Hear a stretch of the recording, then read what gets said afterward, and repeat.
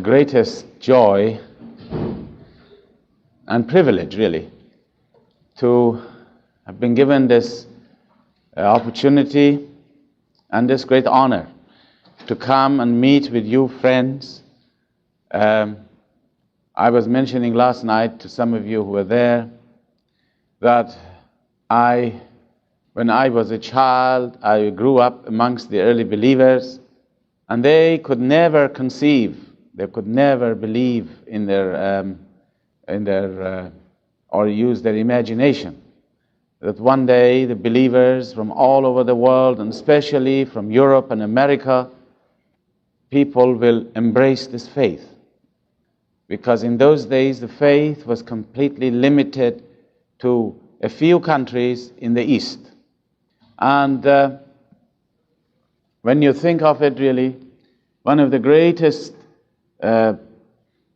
proofs of this revelation is that in a small, little, dirty, filthy prison, a dungeon in Tehran, the light of this great revelation broke upon that terrible dark dungeon.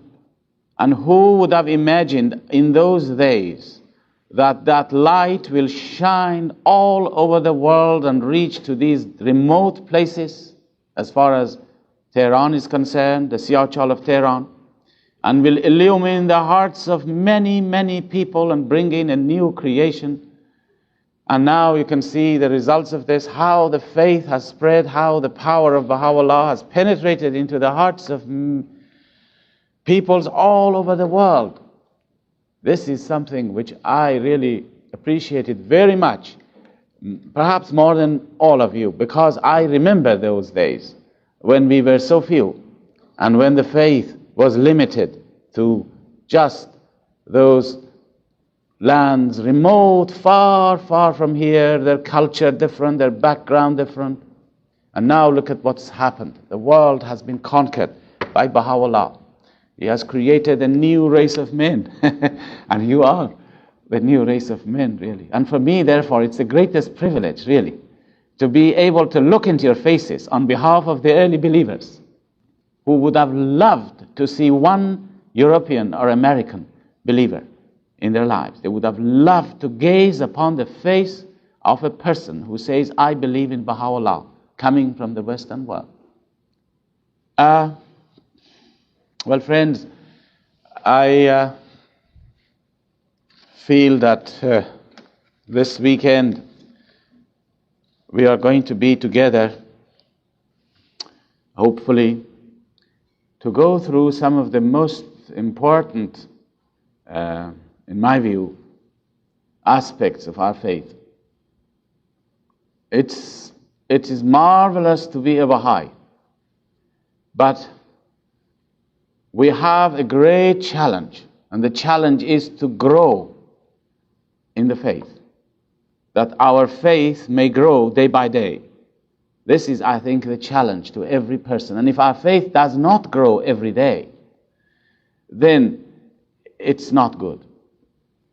It's like a child which is born. That child must grow. If the child does not grow, then it's not healthy.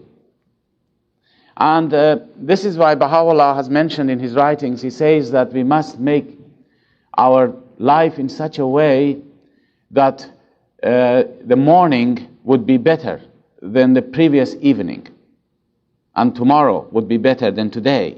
And we have to feel it.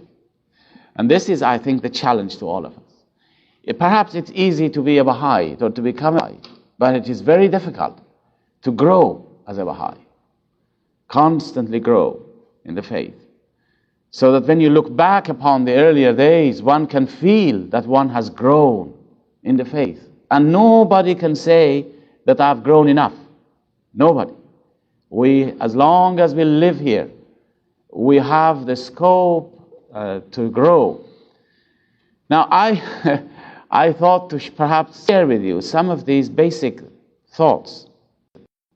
Now, do not think for one moment that I have got all this know-how, that I have achieved all of these things. All I'm trying to do is from the writings of Bahá'u'lláh and the writings and the history of the faith and the history of the believers, to just bring to your notice what we can do to grow.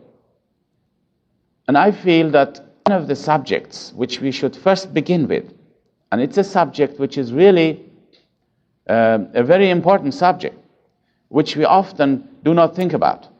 And I'm not talking of Baha'is, but especially of the non-Baha'is of the outside world. They seldom think or care about this subject, and that is about our soul. Because everything begins with the soul, really. And I think it is time that we paid some attention to find out what is the soul, to look at it, to see what condition it is. What condition is it now, really, our souls?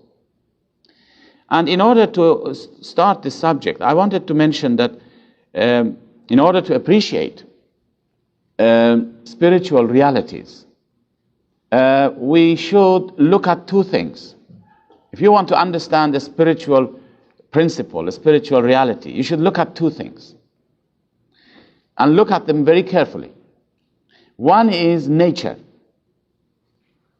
and one is the writings of Bahá'u'lláh and Abdul Baha. And when you put the two together, then we can understand many spiritual realities. Nature can teach us an awful lot, because God's creation is one entity. God has not created two different worlds, the spiritual world separate and the physical world separate. It's not like this. He has created one entity. The spiritual and the physical world is one and the same. And the laws which run through this creation are the same laws. The same laws that run in nature, exactly the same laws apply in the spiritual realms. The same laws that apply that you will find them in nature, the same laws are operative in religion. Every one of the major teachings of Baha'u'lláh has its origin in nature. Every one of his teachings. It is very natural. Religion is very natural. The laws that run within the world of man, within our world, are also have their origin in nature. We can learn a great deal from nature.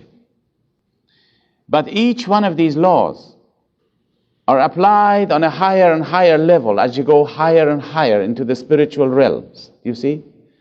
A certain law you find in nature, that law finds its application in the spiritual worlds, but it has added features to it. It's to be applied on a higher level, but it is the same law. And so, if you know something physical, if you can understand the law of nature, you can understand something of its spiritual laws, provided you read the writings. I mentioned that. Because if you don't, then you can get lost in your efforts to rationalize things and to bring in your rational faculties into it and try to compare things. You could get lost. But if you read the writings and then look at nature, then we can understand many spiritual realities. Now, I will give you an example of this, just to give you an example of how the laws of God are the same in the physical world and the spiritual worlds. I'll give you one example, just an example. All the laws which govern the creation of a tree, for example, are the same laws as those which are used in the creation of man. The same principles, the same laws apply to the two things. They are very much counterparts of each other, a tree and a man. You see, the tree will drive its roots down into the ground to receive its sustenance, to get its sustenance. It's from the ground, because everything depends on the roots going down into the ground. It depends, its food comes from there. But the tree itself as if it dislikes the ground. The ground is a very dirty place. It's a low, one of the lowest kingdoms. And this tree has no choice but to receive all its sustenance from this dirty soil. But the tree itself doesn't like the soil. It goes in the opposite direction. You noticed? As if it dislikes this earth. It moves in the opposite direction. And when it moves in the opposite directions, what happens? It receives the most beautiful thing of all. It receives the rays of the sun. Can you imagine the difference between the rays of the sun and the dirt of the soil? It receives the rays of the sun, and as a result of it, it produces beautiful flowers and beautiful fruits, just because it detached itself from this earth, disliked this earth. It moves in the other direction.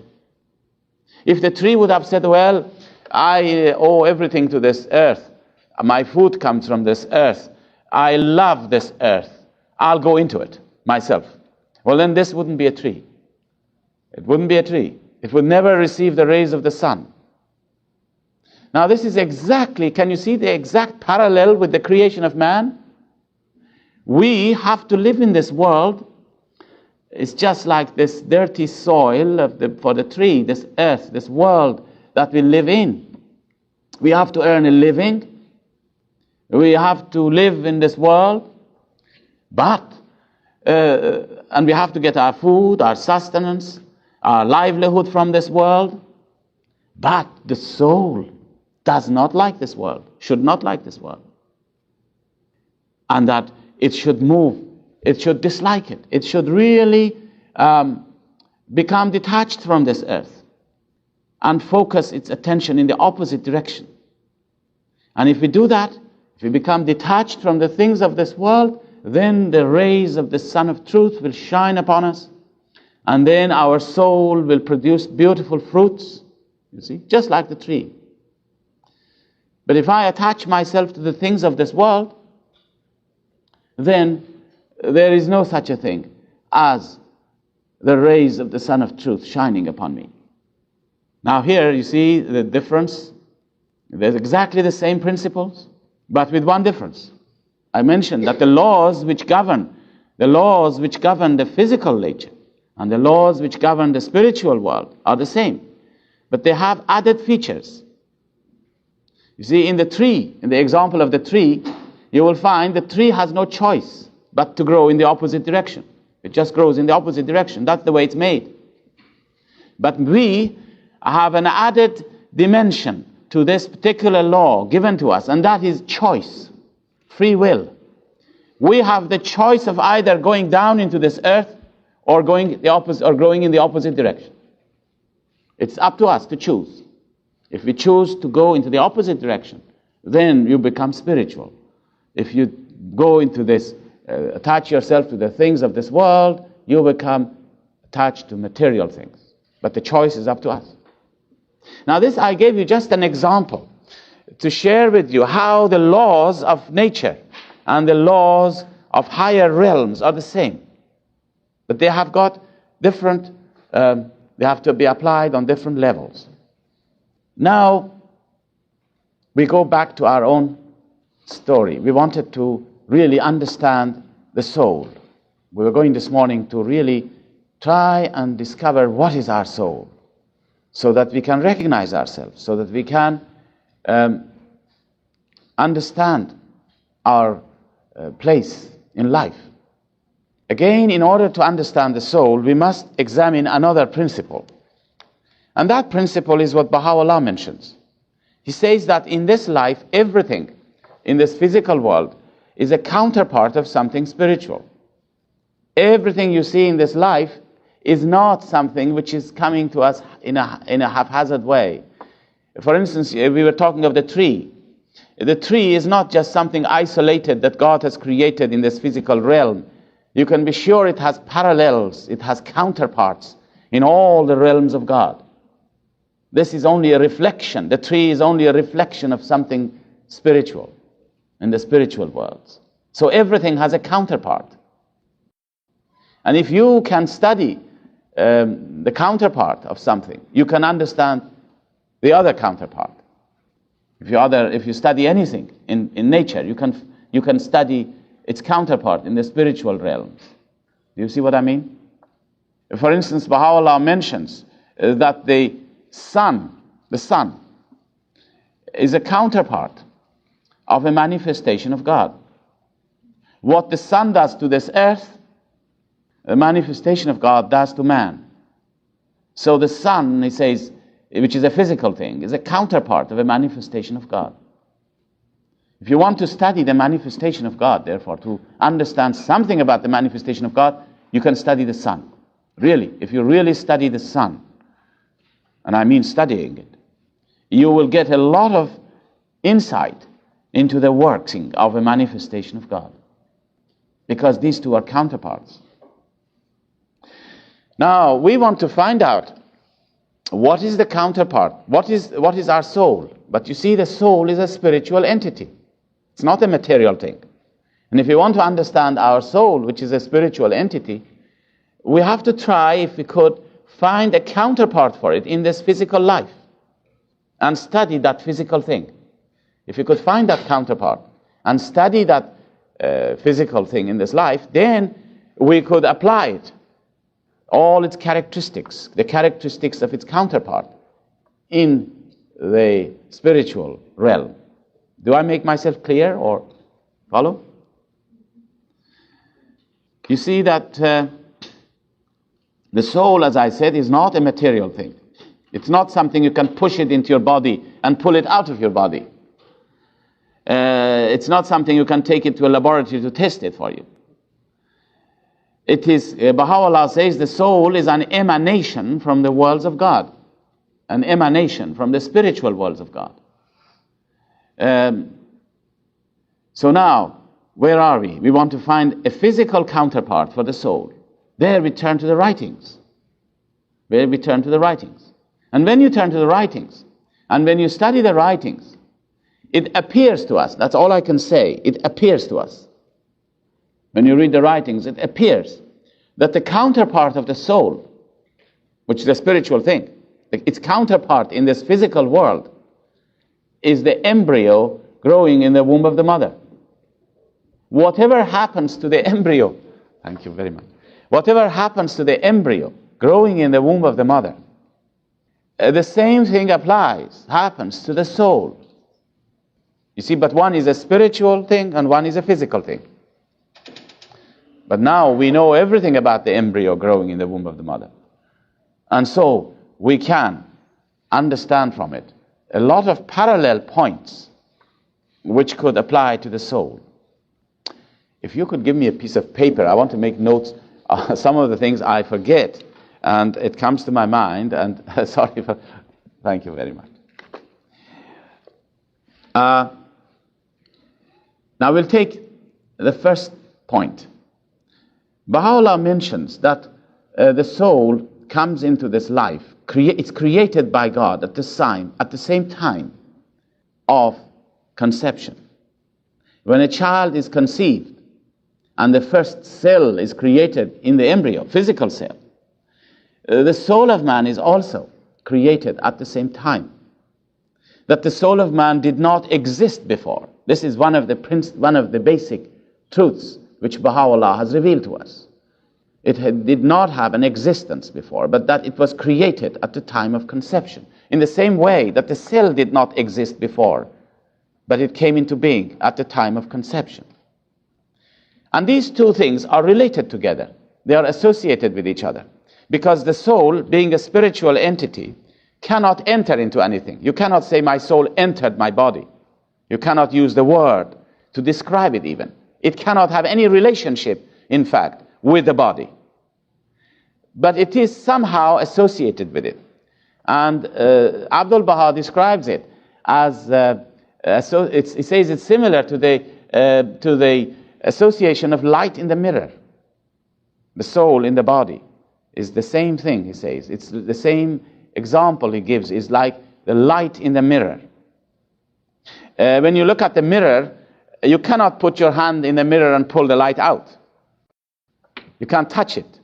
it's not in the mirror. The reflection, the light is not in the mirror, but it is somewhat associated with it, reflected on it. And if you break the mirror, nothing happens to the light. And Bahá'u'lláh tells us that it's the same thing with the soul. It's associated with us. It's a spiritual thing. It cannot have any relationship with our body other than just being associated. And even you cannot say associated because you cannot use word to describe it in any way. But whatever it is, we know that, let us say, the nearest we can say it's associated with us. Now we can find a lot of similarities here between the embryo growing in the womb of the mother and the soul. A lot of similarities. And from this, we can learn a great deal, looking again at the writings and looking at nature together. Because as I said, these two things have to go together. Now, one of the similarities is this, that the cell is created at the time of conception. The first cell, if you look at it, there is nothing that you can see in the form of limbs or organs or anything. But that cell has the capacity to grow, to multiply, to acquire limbs and organs. So that after a period of, say, 9 months, for instance, it will have you will have a perfect human being from that cell. It has all the capacities to acquire limbs and organs. But when you look at the cell, there's nothing.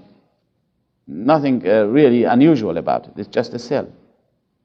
Now the soul is the same. When the soul comes to us first, at the time of conception, it has no qualities and perfections. It has no virtues. It has no knowledge. It has no wisdom.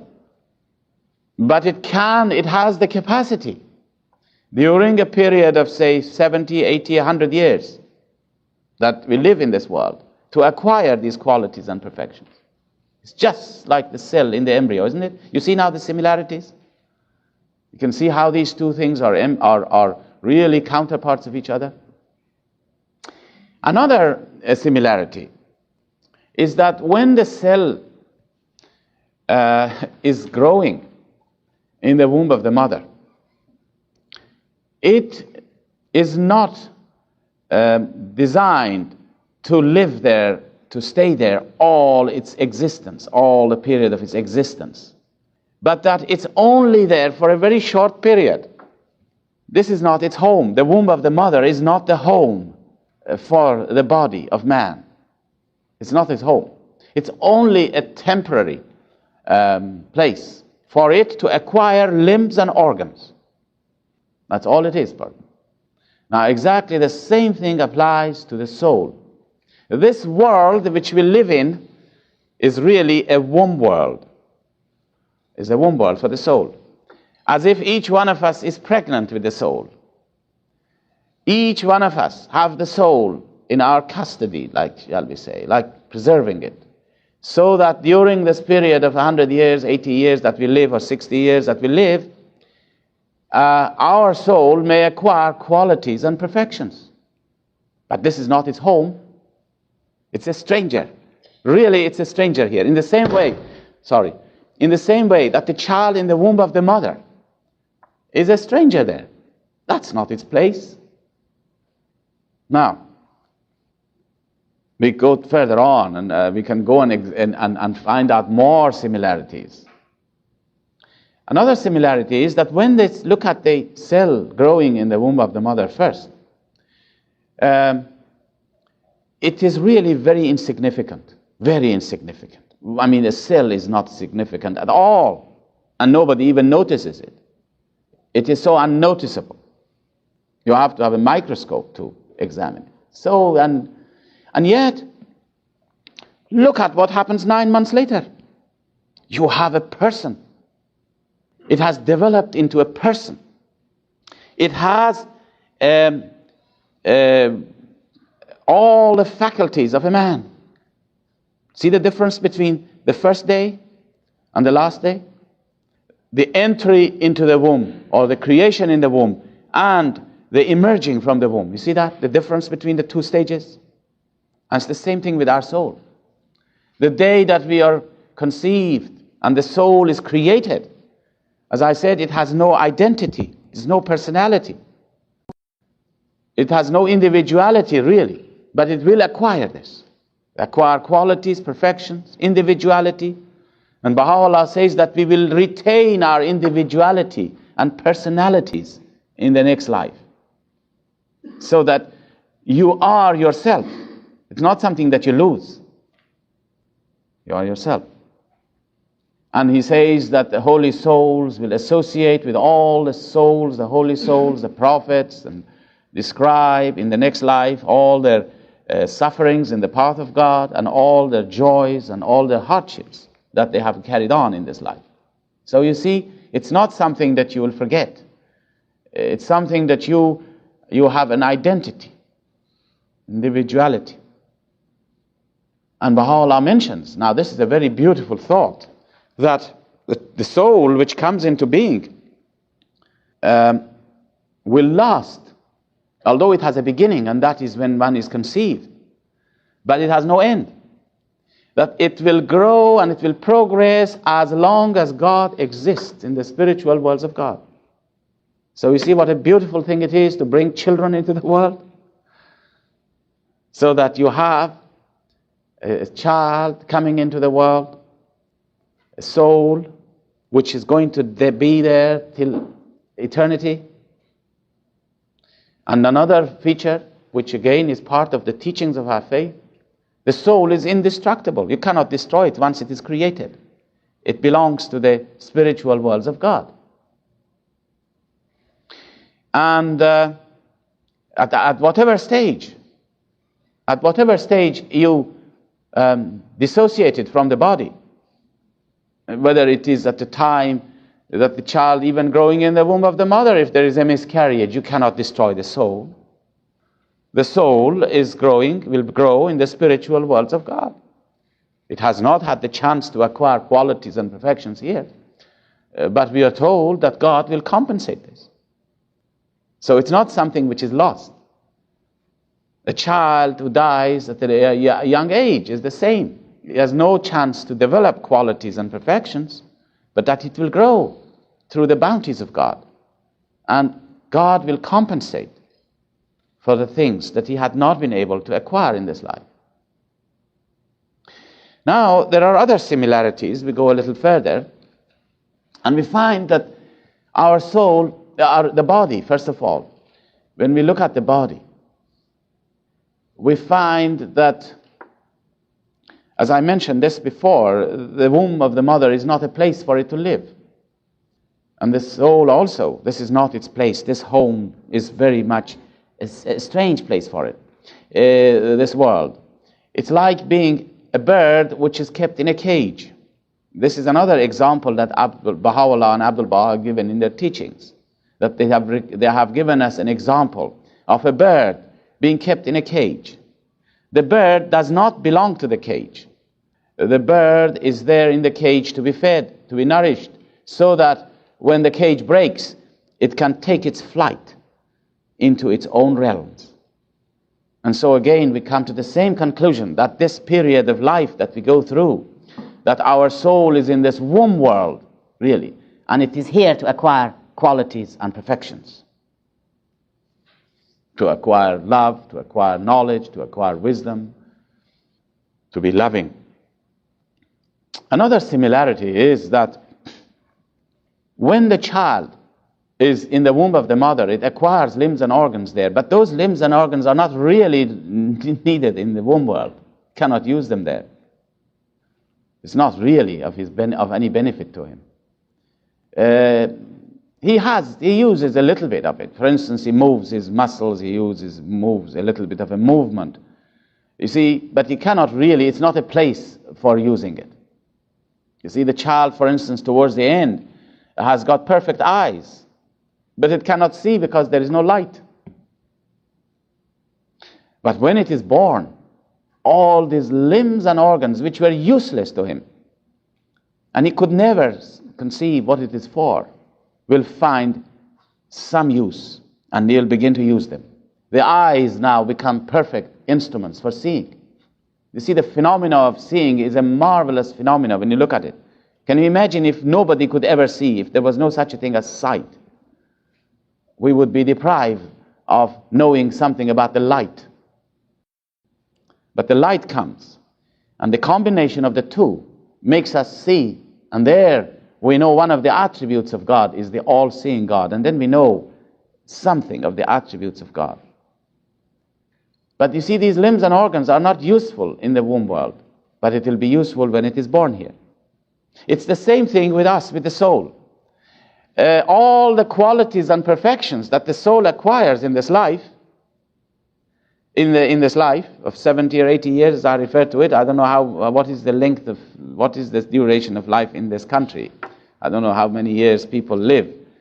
I think people may live longer lives, than other countries. I know when I was a young person, people used to live to the age of 102, 103, 110. But in here, probably people don't live that long. I'm going to tell you a little story came to my mind. It's not an authentic story. It's one of those pilgrim's notes, and don't ever take note of it. But it is one of those funny things that Shoghi Effendi had a great sense of humor, and he used to tell us that he's told one of the pilgrims about the American way of life. Now, it's no way to belittle anything, but he was telling this pilgrims. He said in a humorous vein, he says that the American male works very hard to please his wife. Now, I don't know if it's true or not. And he works very, very hard, and he provides all the facilities and means and comfort for his wife and family.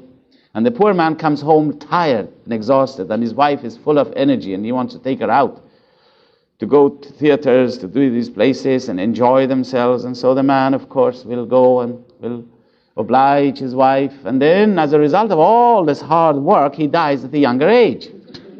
And the woman becomes a rich person, travels around the world. Well, these are some of the stories. Often Shoghi Effendi made a lot of humorous remarks. Bahá'u'lláh had also a great sense of humor. You must not think that he did not have a sense of humor, a great sense of humor. Abdul Baha had a sense of humor.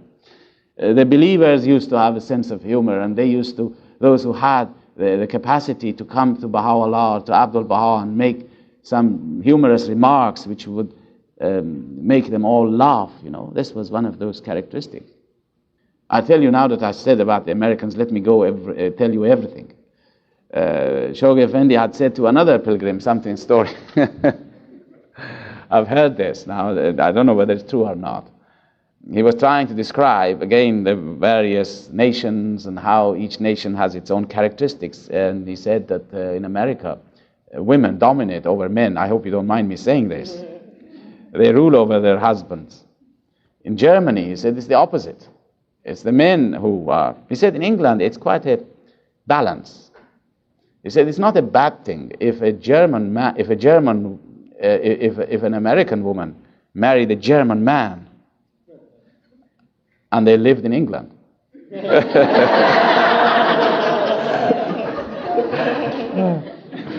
So here we are. Well, we were talking about the soul. I don't know what happened. We went out of it. But, one of those things that I wanted to mention about the soul is that we were saying that the limbs and organs which the child acquires in the womb of the mother are not needed there. But in this life, it's the same thing with the soul, really. These qualities and perfections that we acquire, love, unity, brotherhood, kindness, generosity, knowledge, although we can use it in this life somehow to our advantage, they are really needed in the next life. They are for the next life that we acquire these qualities and perfections. And even if you don't use these qualities and perfections in this life, you still can live. In fact, this is what happens with most people today. People hate, people kill, and they still can live. They don't use those qualities in this life. They still can live. But the real place, the real use of all these perfections and qualities that we have to acquire, the real use of them is not here, it's in the next life. All these perfections and qualities and virtues that we must acquire becomes like our spiritual limbs and organs in the next life. It'll become active. Just like the eyes, which are not active in the womb of the mother, and suddenly, because the light comes up and it becomes a very marvelous instrument, our acquiring of the quality of love, for instance, in the next life, will become just an instrument through which we can progress. And if we don't acquire them in here, then we cannot use them in the next life. Because there is another similarity. And that similarity is this, that the child must acquire limbs and organs in the womb of the mother. If it does not, it cannot acquire them in this life. If you do not have an eye, or if you do not have an arm, you can't acquire them in this life. You are handicapped. You will grow, but you're handicapped. And the same thing we understand is true in the spiritual sense, that the soul must acquire these qualities and perfections in this life. That is why God has brought the body and the soul together. That's why He has decreed that we should live a period of 60, 70, 100 years here to acquire these qualities and perfections, so that these qualities and perfections become instruments of growth for us in the next life. And that if we do not acquire them here, we cannot acquire them in the next life. That's all we understand. And remember, we are not trying to say in these talks and in these studies that we can understand the soul now. Let me, first of all, I should have said this in the beginning. Don't think that by hearing these talks, on studying the writings, no matter how much deeply you study the soul, you will never understand what the soul is. This is only the impressions we get of the soul. These are impressions. This is as far as man in this life can understand the soul. We are limited in our understanding and vision. We cannot understand everything spiritual. We haven't got the tools for it in this life. It's in the next life that we will see the true reality of our souls. But it is hidden from us, because there is yet another similarity which I want to mention to you. And that similarity between the two things, between the embryo and the soul, is this, that if ever the child has not got the capacity to understand what a small place he's living in, what a limited place, a dark place is living in during the period that he is growing in the womb of the mother. He has no capacity to understand that. He has no capacity to understand what a great world expects him to be born into. The vastness, the glory, the greatness of this world, he cannot see. Impossible for him to see, because God has not given him the capacity to understand this. The same God has not given our soul the capacity to understand anything about the greatness of the world which awaits us, the spiritual worlds of God. And in fact, Bahá'u'lláh mentions that if ever the glory of the next life was revealed to the extent of a needle's eye, then man would commit suicide. In the same way that if a child knew what a small place is living in and what a vast place is awaiting him, that child, you couldn't live there, you would have a revolution there. Really. Wouldn't want to live there. But God, the same God which has not given the child a capacity to appreciate that period, is completely ignorant about it. We are the same in that sense, because we will never be able to know our soul. In fact, there is a passage in Islam which says, if you want to know God, you should know yourself. They have asked Bahá'u'lláh, what does this mean? He says it means that when you look at yourself, you will find everything you have in your body is a manifestation of the soul. For instance, your eyesight is a manifestation of the soul in the body. Your hearing is a manifestation of the soul. All your senses are the manifestations of the soul in the body. Your brain is a manifestation of the soul in the body. But he says, your heart, which loves, is a manifestation of the soul in your body. But he says, if you add all these manifestations together, the sum total does not become the soul. And then he says, what is the soul? And then he says, if you live as long as thousands of years, and if all the peoples of the world put their thoughts together, they shall never know what that soul is. And he says, when you reach to that conclusion that you will never understand your soul, the reality of the soul, the essence of your soul, then you will say to yourself, how can I ever know the essence of my God who has created that soul? And you realize your impotence to recognize the essence of God. And he says, when you reach to that stage, the knowledge of God has dawned on you. This is when you begin to know God, when you realize that you will never know Him. Impossible to know the essence of God. The essence of God is hidden from the eyes of men. We can never reach it. In fact, Bahá'u'lláh mentions that manifestations of God have no understanding of the essence of God. Because if they did, they would be partners with Him. The manifestations of God have no access to the essence of God. You know, you read some of the passages that Shoghi Effendi has translated. He says 10,000 Moses is thunderstruck, I'm paraphrasing his words, at the Sinai of God's revelation, not knowing His essence. And 10,000 prophets as great as Jesus are dismayed at this thought of not thou, mine essence thou shalt never know. This is the call they get from God. By my essence thou shalt not know. Baha'u'lláh mentions, says 10,000 prophets as great as Jesus stand dismayed at the threshold of God, hearing this voice, thou shalt never know my essence. Now this indicates that the essence of God is beyond the comprehension of anything. Can never rise to that. He is the creator, and the creator must always stand above his creation. If it was, then we would be equal with him. If the mind could ever grasp anything, it means you're equal with that thing. You can only understand something which is either below you or on the same level as you. You can never understand something above you. It's impossible. So now, Baha'u'lláh says this is the meaning. When you realize that you cannot know your own soul, the essence of your soul, then you can say, well, how can I know the essence of my God who has created my soul? Impossible. Now we go a little bit further. Let me take you a little further. Now, what time do we close this session, Mr. Chairman? 12. What time is it now? Oh, yes. 12. But you can't carry on. You mean the first session is going till 12 o'clock? You are very great people. You mean you can listen to all this? Well, anytime you get, there's no break between it, no. Yeah, all right. Well, we'll see. If I see you yawning, and then I'll say, all right, we'll have a break.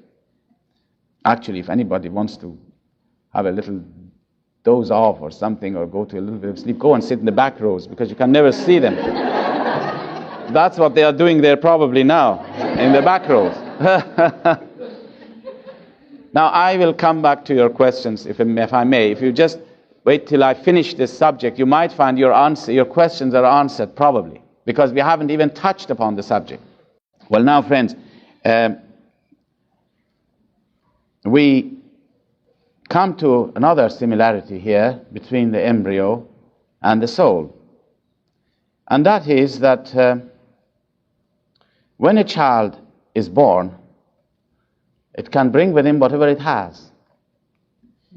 It cannot bring anything that it hasn't. It just brings with him whatever it has. And in fact, in one of his tablets, Baha'u'lláh says, if you needed anything else in this world, I would have given it to you there, the womb of the mother. Now, it's the same thing with the soul. The soul can take with him whatever it has. But you can't take with you anything which is bad. Because bad does not exist in itself. It has no existence. Now, don't take me wrong and say that I said there is no bad things in this world. There is full of bad things in this world. But bad things they have no outward existence. Bad is the negative of good.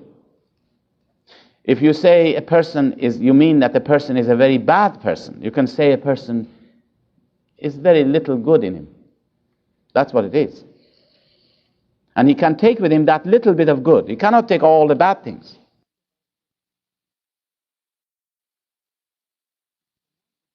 And it's a non-existence of light. Poverty does not exist it has not an existence of its own. Poverty means lack of riches. If you are a poor person, very poor person, you can't say I'm a very poor person and I'm coming to your house and I'm going to bring all my poverty with me. You can't do that. You can't do that. When you say you are a very poor man, means you have very little money. You have 1 cent or you have $1. That's a very small amount of money. This is the meaning of poverty. But whatever you have is positive. And that's what you can take with you. A murderer, for instance, is a person who has impoverished his soul. Well, he can take with him a little bit of good. A saint is a person who has got a lot of good qualities and perfections, and he carries with it to the next life. And therefore, each one of them is like having a capital. You begin your life with a capital. One is a very small capital, one is a large capital. And everyone grows in the spiritual worlds of God. There is no such thing as eternal damnation. Well, there are some souls which we know are diseased in this life, and this is the only one which God has indicated will not be forgiven. And that is the souls of the covenant breakers. In the Christian theology, it is those who sin against the Holy Ghost. And I may, if there is chance, I will explain to you really what is a covenant breaker, as we Baha'is talk about it in nature, looking at nature, not to look at the philosophy of covenant breaking because we have no time for it in the faith, but nature. Again, as I said, everything in the faith, you can look at nature and find out these things. You can find out what covenant breaking is in nature. Now, we don't go into that subject now, but maybe I'll make a note of it here and sometime we can bring it up. So you see, every soul begins its spiritual life depending on its own qualities and perfections that it has acquired in this life. And this is why Bahá'u'lláh says that in the next life, the souls will be graded. We will be separated. Each one of us, in accordance with his own accomplishments in this life, will attain a certain position, a certain grade, a certain level. And he says those who are on a high level will encompass those who are on a lower level and will completely understand them and will encompass them. And those who are on a lower level will not understand anything about those who are on a higher level. And their life in relation to them, to those who are on a higher level, is like non-existence. Now this exactly applies in nature. Exactly. You look at nature. You will find God has created in this nature great many levels of creation. First of all, there are several kingdoms. There is the mineral kingdom, there is the vegetable kingdom, there is the animal kingdom, there is the kingdom of man. And yet within each one of these kingdoms there are grades. Look at the animal kingdom. There are so many grades. On one end of the scale, you come across a creature like a worm, for instance. A worm is an animal. And on the other end of the scale, you come across the intelligent animals. And in between, there are enormous number of animals of different degrees, you see. And God seems to love this different levels. He loves to have this difference in his creation. We may not love it. I often say to myself, really, if we were God, we would have... It's a pity to, for instance, look at creatures like a mouse, for instance. What a terrible thing to be a mouse instead of being a man. Can you imagine he could have been a man? But it's a mouse. Now, God still likes this. He likes the mouse. He likes to have a mouse and he likes to have a man. He likes to have different grades. And it's the same thing in the spiritual worlds of God. We are going to be graded. And the life of a worm in relation to the life of another high intelligent animal is like death in relation to life. Really. But it has its life. It's not dead. The worm is not dead. It has life. But its life in relation to the life of a dog, for instance, is like death in relation to life. And so it is the same thing we understand in the spiritual realms, that the souls will be graded in accordance with what qualities we have acquired. As I told you, we cannot take bad things with us to the next life. But whatever good things we can take, those good things will determine the level in which we are going to be. Now, another important question, which again we can find it from nature and looking at the writings, of course. As I mentioned before, we must look at these two things always. And from that we learn a lot of things. Is that when you look at where is the next life? Where is the next world? Now, if you want to know that, look at nature. Nature will answer you. When you look at the child in the womb of the mother, we said that the embryo, remember, growing in the womb of the mother, and the soul are counterparts of each other. When you look at the child in the womb of the mother, where is he when he's growing in the womb world? Where is he? He's here. Isn't he? He's in this world, really. The distance is very little. There is only a barrier which prevents him from being in this world. But he's here. He's carried with his mother around. Have you ever seen in a farm an egg breaking and a chicken comes out? Where was the chicken before the egg breaks? It was there. But it couldn't realize it itself until the shell breaks. So Bahá'u'lláh tells us that the next world is here. It's closer to us than we can ever imagine. But it is closed before our eyes.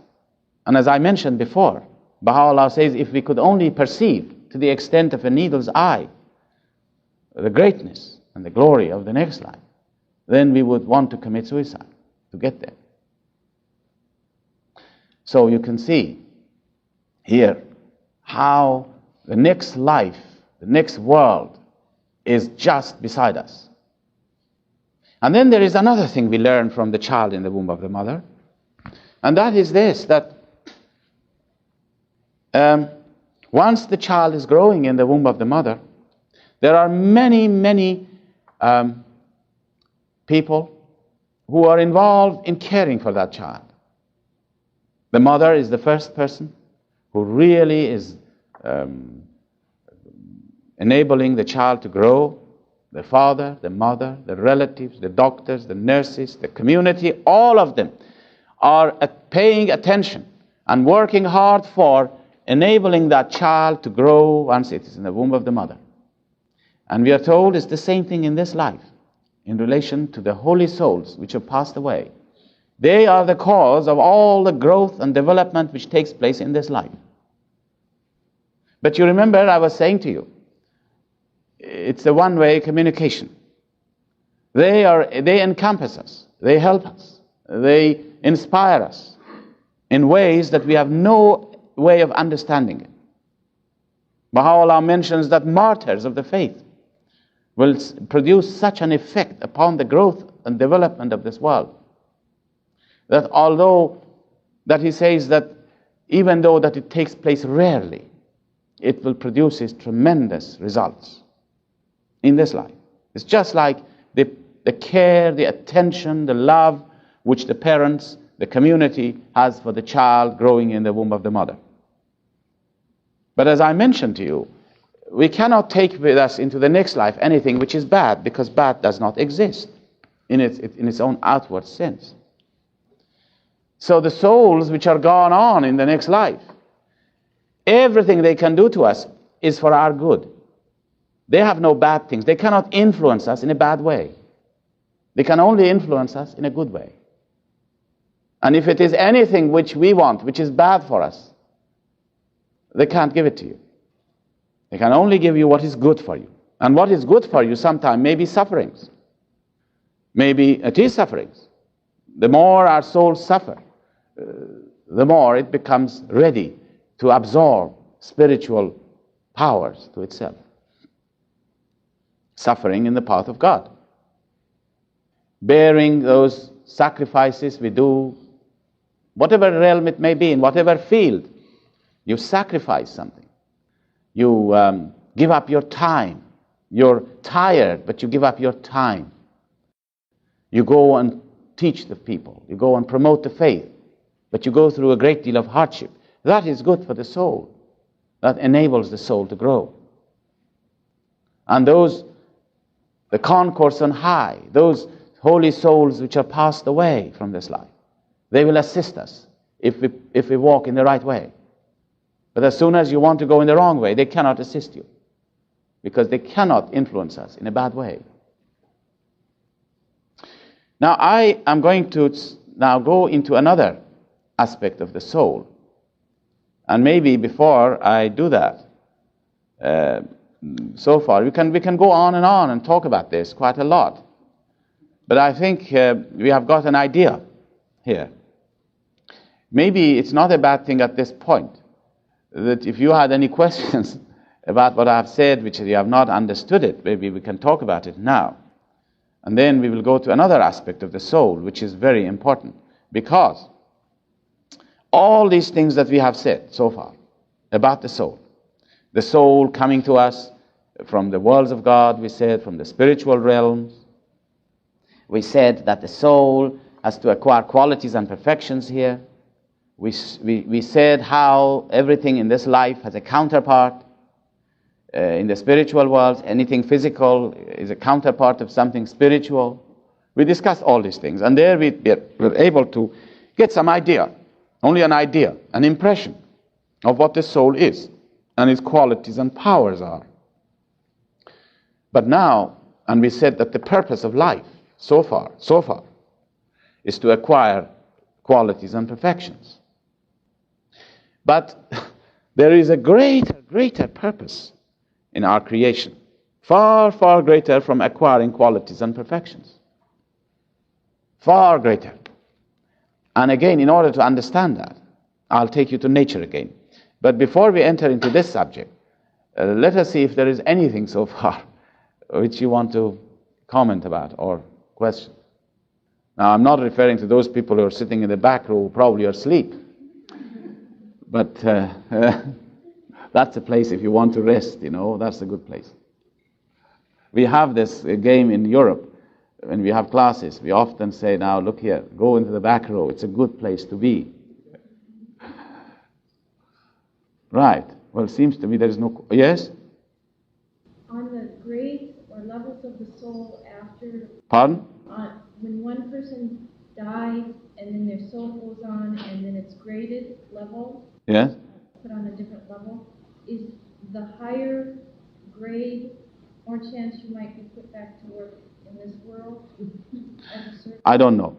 One thing we do know is that the question is this, that if you are in a higher grade, will you be able to influence? Is that what you're saying? This world more? Yes. Well, this is what Bahá'u'lláh says to us. He's not talking of the influence of those.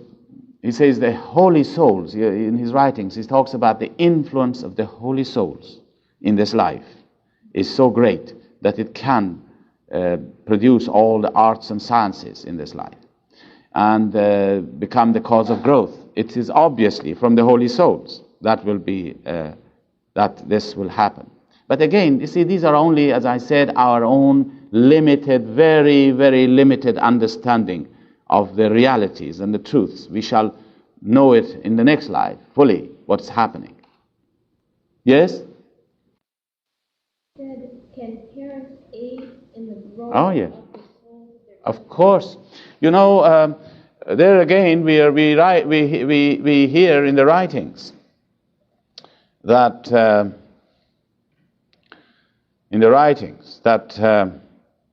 prayer, through prayer, the souls of those who passed away can progress through the instrumentality of prayer, through the instrumentality of some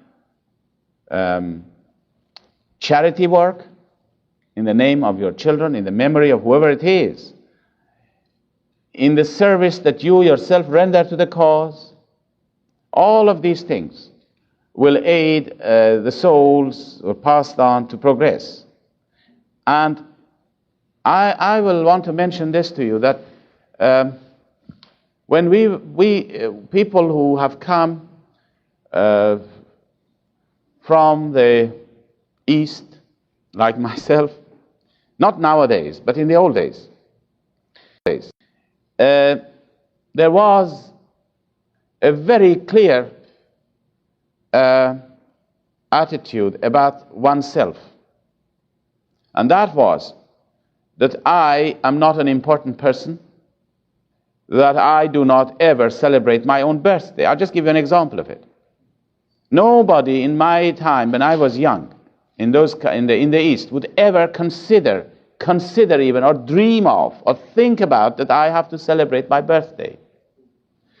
They considered that they were so insignificant that you don't celebrate yourself. The only person's birthday which was worthy of celebration was that of a prophet. That's when it's a holy day. And so there was never such a thing as doing this, because they considered this will create an ego growing and egotistical attitude of turning to yourself and becoming a center of attraction or center of attention on your birthday. Well, I'm not saying that anything against birthday. Don't mistake it now. I'm not saying you can do what you like. I'm just mentioning to you that this was the attitude. But instead of that, instead of celebrating your birthday, they always commemorated one of their dear ones who had passed away and would pray for him on the anniversary of his passing. So that the anniversary that you could have was that of your passing. When you passed, your family would sit and would pray for you on the anniversary, would invite their friends to come together on that evening, on that day, in memory of that person. And then they would pray for him. They considered this was much better than celebrating your own birthday, because then your soul will progress as a result of the prayers of yourself and your friend. Now, who knows how these things will adjust themselves in the future? The more we pay attention to ourselves. Now, I don't want you to go around and say, I've said something against holding your birthday. Well, go on and do it as much as you want, and blow all the candles and all the things you do. But all I'm saying is, nothing to do with birthdays, but what I'm saying is that the attitude should be that of not playing up our ego, but playing it down. To subdue our ego, which we were talking about last night somehow. You cannot destroy it, you must not kill it. Because if we do that, we can't live in this life. You have to have yourself. You have to have, this is part of you. You can't, but it is a very dangerous animal. Self and ego. And when it comes out, all you have to do is to put a rein on it and hold it in your hand and control it. Probably we will mention a little bit about that. I'll make a note of it to bring this matter up later on. Now, any other questions here that you want to talk about what so far we've said? If not, then we'll go. Yes? Yeah. It's kind of a dual question. It's kind of a dual question. Two questions relating to each other, but kind of separate. Number one, would depression and despair be simply the lack of joy and confidence, or are they things in themselves? And in the next world, is there the appearance of bad, even though bad does not exist in itself? Is there the appearance of bad as there is in this world? Well, I'll answer the second question because it's easier to deal with it this way. You see, this world we are having is a world of relativity. Everything in relation to something else. And therefore, you come across shadows and lights because everything is relative. Even a bad man, as you call him, he's very good in relation to another man who is worse than him, you see? So things are relative. And there is darkness and there is light. But Abdul Baha mentions, he says, if you were living in the sun, there would be no day and no light. No day and no night. It would be, everything would be still. And in the next life, this is not a world of relativity, it's the world of the absolute. You see now? So that nothing will emerge from that world, will radiate except good. And this is my understanding from the writings and looking at nature. But whether despair is a lack of confidence, these are matters which we don't want to split hair. Now, if you think it is, all right. Well, the reason I asked, I'm wondering, can there be despair and depression in the next world? Oh, in the next world, you mean? No. Yeah, No, not. We are talking. I thought you meant in this life. No. Oh, yeah. No. In the no. In the next life, you can see everything is positive, and despair is not there. They cannot have despair in the spiritual worlds of God. You see, it is all confidence and all positive qualities. Everything is positive. You just took a little bit of good. Yes, everything, every little bit of good. It is good. It's like having $1 with you. Well, $1 is money. It's just like $100, except it is less in value, but it is of the same quality. You know, I think that we cannot understand. You must always realize that what we are doing in here, we are getting an impression of what's happening and not the reality. But from the writings, the more we read the writings, the more we understand.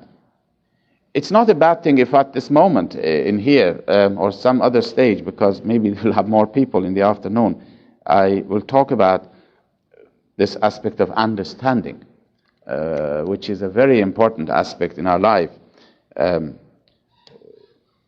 Maybe we'll leave that later on. Any other questions now? And if not, we will go to that subject. We'll continue with it.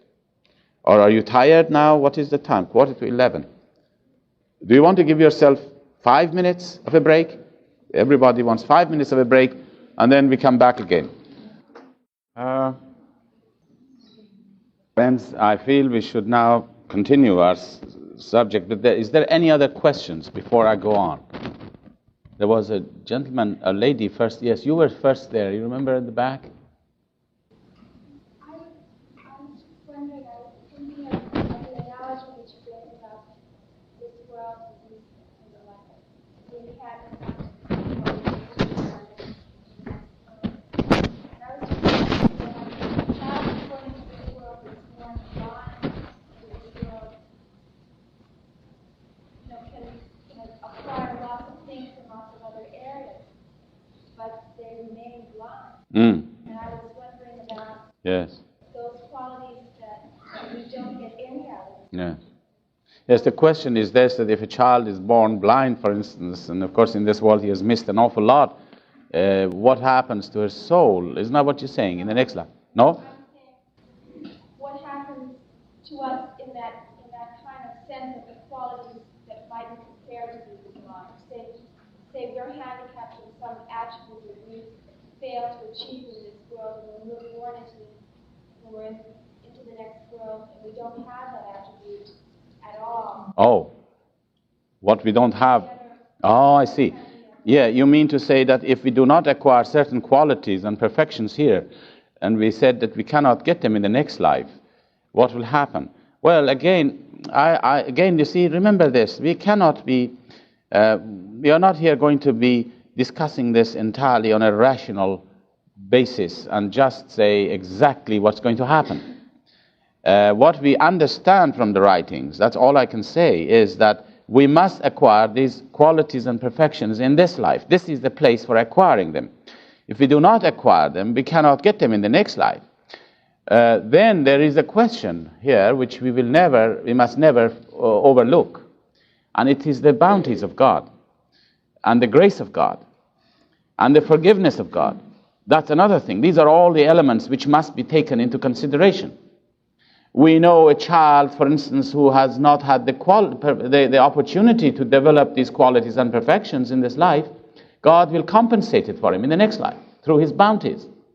I don't know how God will deal with us if we have not acquired these qualities and perfections. We cannot be sort of in here sitting and giving a judgment and say this is exactly what's going to happen. One thing we know, and that is that forgiveness of God is very great. Very great indeed. You cannot underestimate the forgiveness of God. I am sure myself, in my thought, in my mind, this is my feeling, that God will forgive everybody. Now, I'm not saying that God will immediately put us all on the same level. Yeah, we will be in our own levels, but God is very forgiving. And all the wrong things we do, God can and will forgive. There are some things that He cannot forgive. I will discuss this later on. It is not something that He doesn't want to forgive, but He cannot. It's against the laws of creation. And one of those things I mentioned is this covenant breaking. But Abdul Baha mentions, if you do not educate your children properly, if you do not educate them, if you do not teach them the law of God and the love of God, it's something which God cannot forgive. I don't know what it means, how He will deal with us. There are few things that are unforgivable by God, but His forgiveness is very, very great. The ocean of His forgiveness is very immense. But it must not become a license, so that we can say, all right, now that God is forgiving, let's go and have a jolly good time here. You have to remember that we have to acquire limbs and spiritual qualities and perfections here. This is the purpose of life. You know, speaking of God's forgiveness, I'll tell you a little story, just to amuse you a little bit. This is just to amuse you. You know, there was a very great religious leader in the East, in Persia. And one day God said to him, and he had a lot of followers. This man had a lot of followers. And he was very proud of himself. He became proud a little bit.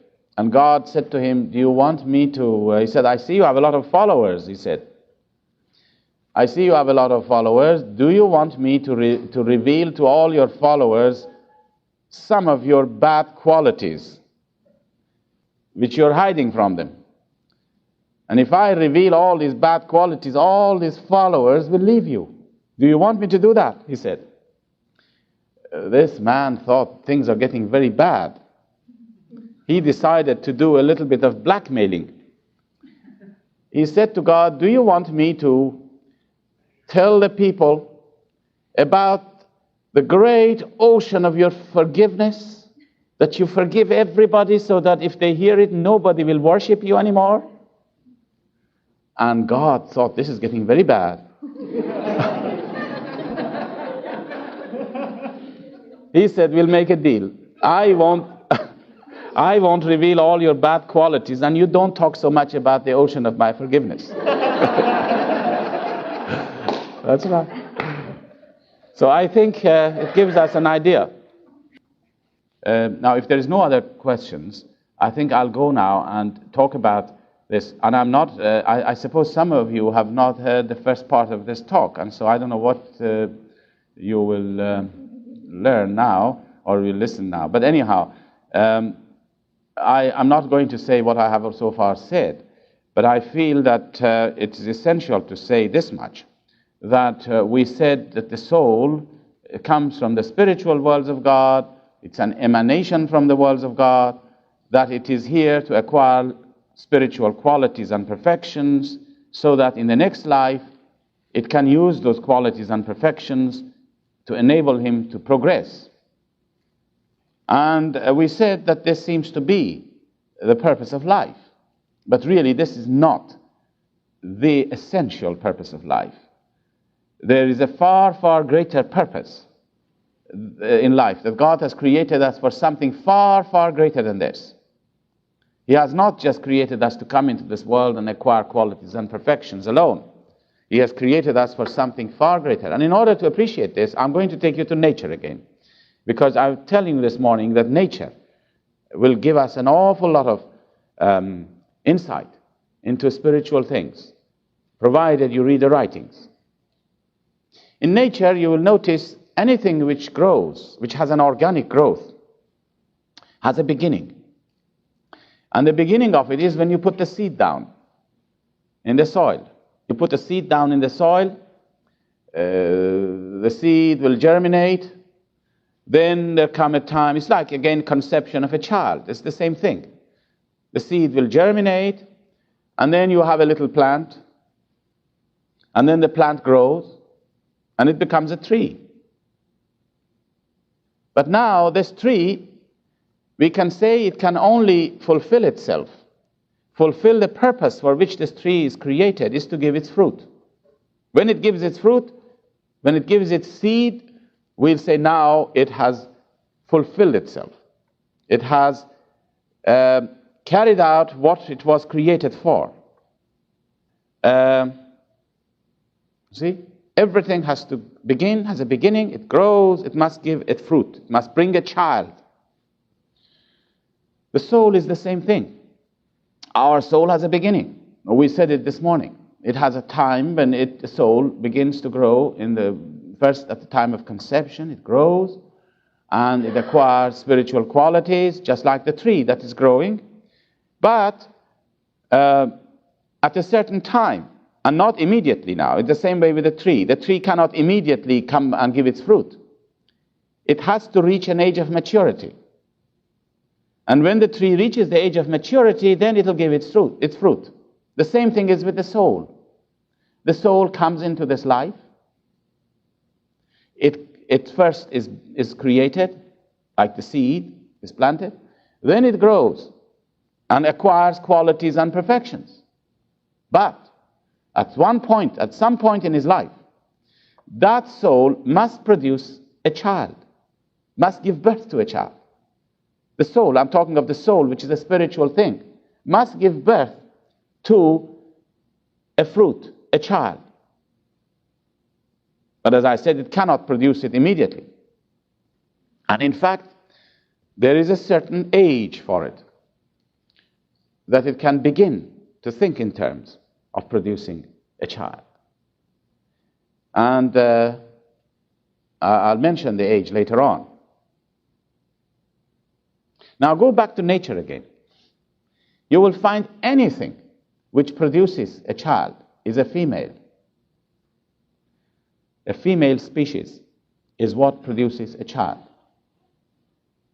And I hope that men would not mind me saying this.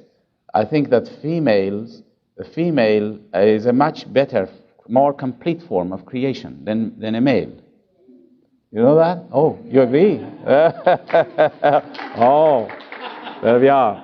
Now men will be angry when I go out of this room. You must be protecting me, you know? I'll be attacked. I'll be attacked. You see, because a female can reproduce, can produce a fruit. But again, the tree cannot produce a fruit by itself. And we are just talking of nature. It has to be pollinated. A female cannot produce a child on her own. There must be a relationship with a male factor so that the female can conceive a child and then give birth to it. This is nature. This is the same thing with the soul. Our soul, which is a spiritual entity, if it has to produce a child, it cannot produce a child on her own. The soul here must act as a female and enter into partnership with another agency, with another force. But the choice, the soul here must act as a female and enter into partnership with another agency, with another force. But the choice here is given to us. A tree has no choice. It's pollinated by nature. The animal has this mating with its own type. But the soul here has got a choice. You can choose whatever agency, whatever force you want to give your soul to it and establish this marriage. It's like a marriage, really, our soul. which is a spiritual thing. Now, I'll tell you what most peoples of the world do. Of course, most people even don't know they have a soul. They won't even think about it. But most people, without knowing it, they give their soul to this world. They're born here. They live so many years. They think of nothing but material things. Isn't that right? So what happens? They have given their soul to this world. And so the child of that soul, which is a spiritual entity, the child that it produces is not worthy of itself. It is materialism. Imagine our soul give birth to materialism. It's become darkened. There is a little bit of spiritual entity there. But that spiritual entity has given birth, has given itself to this world, to establish a relationship with this world. And the child of that product is very unworthy. See? Its father is very low. The mother is the soul. But the father is very unworthy. It's in material things. And so the child is materialism. Now, Bahá'u'lláh tells us, I'm just giving you in this form of example, to whom we should give our soul in marriage, in relationship, with whom we should establish a relationship. We should establish a relationship between our souls and the forces of the revelation of Bahá'u'lláh. In other words, we give ourselves to the influences of the revelation of Bahá'u'lláh. We open our heart and our soul to the influences of his revelation. Can you imagine? A very much more exalted station than ourselves. The forces of the revelation, which he has released in the world. We allow our souls to become fertilized by these forces, which he has released. If you let it, because it's up to us. And when you open your heart to the influences of his revelation, and let the forces of his revelation fertilize our souls, then our souls will conceive a child which is worthy. And that child, once it is born, it is known, you can call it the spirit of faith. Our soul has produced the spirit of faith, which is the purpose of life, the purpose of creation, the purpose that God has created us for. And Baha'u'lláh says, if the station of that soul is revealed to the eyes of men, I'm paraphrasing his words, who has given birth to the spirit of faith, the whole of creation will be found dumbfounded. Someone who has given birth to the spirit of faith, someone who has said, I believe. When you say, I believe, what really has happened is that your soul and the revelation of Baha'u'lláh, as a result of this mystical intercourse, has now produced a child. And you say, I believe. And that child is born. The spirit of faith is born. Now this is the station which God has destined for man, which can overlook all the other qualities and perfections, which can not overlook, it can really dominate over all the other things that we have acquired. When you have the spirit of faith. You know, this lamp in here is lighted. Before it was lighted, it was nothing. But when it is lighted, when you look at it, you can't see anything else but the light. It will dominate over all the things. In fact, if you closely look at it, you will see it's full of dust, probably. But you can't see the dust. It has completely overshadowed all the imperfections because it has become lighted. Of course, you come across beautiful chandeliers somewhere hanging in someone's house. You come across beautiful people in this world with great qualities and perfections, really, who are not Baha'is. You come across great many people who live a marvelous life, much better than me, I'm sure. They are like his chandeliers, you know, like his beautiful crystal lamp, which is exquisite, but it's not lighted. It's not lighted. This is the only thing. But then you come across an old little bulb or an old little lamp, full of dust and full of all kinds of imperfections. But it is connected. That's lighted. That is the difference. But the real thing to be is to be a chandelier which is lighted. That is the real purpose of life. To have the qualities and perfections, and being exquisite qualities and perfections, and also lighted. That is the story of the early, or the believers, both early and the present time. To acquire qualities and perfections and to have faith, to have the spirit of faith. Now, this faith, when it is born, when this child is born, we said the spirit of faith is the child which really our soul has given birth to. It has conceived it because, it doesn't happen suddenly also. When you give yourself to the influences of the revelation of Bahá'u'lláh, it doesn't immediately appear as a spirit of faith.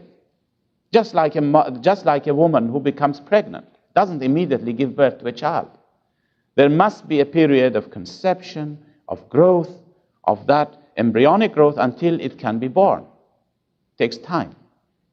But there comes a time that then you have so much sure of it that you have faith. And you say, I really believe. And you really believe in your heart.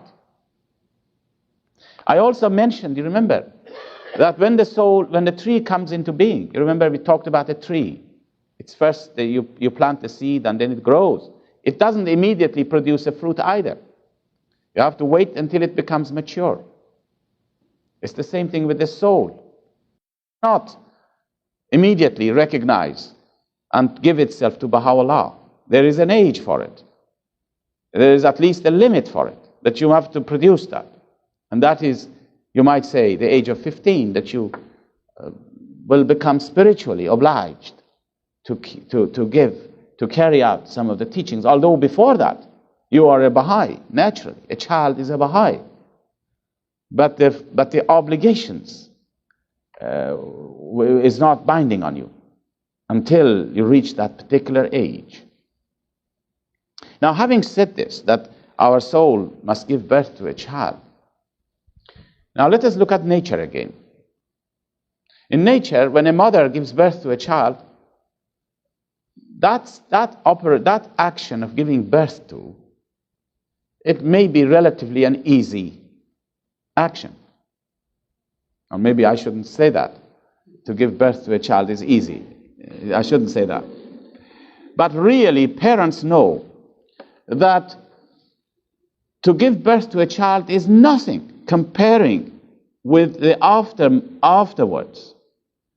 After the child is born is the beginning of all the cares and the attention and the labors and the work that you have to do for that child, to protect it constantly, all the time to protect it and help it to grow and mature. It's much more difficult. It's easy to become Baha'i, but it is difficult to grow, to protect the faith, to enable it to grow day by day, and to look after it, and to watch over it. Much more difficult. It needs a vigilance, which is constant vigilance. Has to be constant. So that there we come across again a very new challenge which has come to us. Once you have faith, a new challenge comes to us. I am a Baha'i. What is the next step? So that my faith may grow. And remember, our faith is precious to us. Just as much a child is precious to a mother. And it's also precious to its father. And here is the forces of the revelation of Bahá'u'lláh. Bahá'u'lláh is attached very deeply to our faith. He loves a believer. He loves the faithful believer, a person who has faith. And his love for him is so great that we cannot ever measure it. The love that Bahá'u'lláh has for the believers and the outpouring of His love is so great that we cannot visualize in this life. And the sorrow which floods the heart when one person, is his heart, when one person loses his faith or becomes weak in his faith, it brings great sorrows to the heart of the manifestation of God. Such sorrows that are not comparable ever with all the sufferings which were heaped upon him by the enemies. That is nothing. The sufferings of the enemies is nothing. It mean nothing to Bahá'u'lláh, really, the physical sufferings. And he himself mentions the suffering which comes to the manifestation of God is when one soul who has recognized Him does one little thing which is an indication that he is not growing. Just like a father who sees his son is becoming ill. And he will see it. He notices. He becomes ill. And as soon as he becomes ill, he becomes worried. Becomes unhappy. One believer doing one thing against the faith brought so much sorrow to the heart of Bahá'u'lláh, to the heart of Abdul Baha, to the heart of Shoghi Effendi. That is beyond our estimation. And if ever one lost his faith, that would be just like a father who laments the passing of his child. His child is dead. Brings great sorrows to the person also, and to Bahá'u'lláh. I will give you an example of this, at least not about Bahá'u'lláh, but I talk about Shoghi Effendi. You know, Shoghi Effendi was very sensitive, a very sensitive soul, very sensitive heart. He was the guardian of the cause. And you know, of course, must have heard the name of Dorothy Baker, who was one of the hands of the cause, an American lady. And she, of course, was involved in a fatal accident where she was traveling in this Comet, which was the first jet airliner which the British made. And the Comet exploded in the air. It wasn't really fully tested. And she was killed. Well, one of the pilgrims was telling us a story. She was present at the time that the news of the passing on this tragic form of Dorothy Baker was brought to Shoghi Effendi. And Shoghi Effendi was sad, and he began to talk about her services, and spoke about her for some time that evening, and then changed the subject and carried on. And after all, this person has passed away.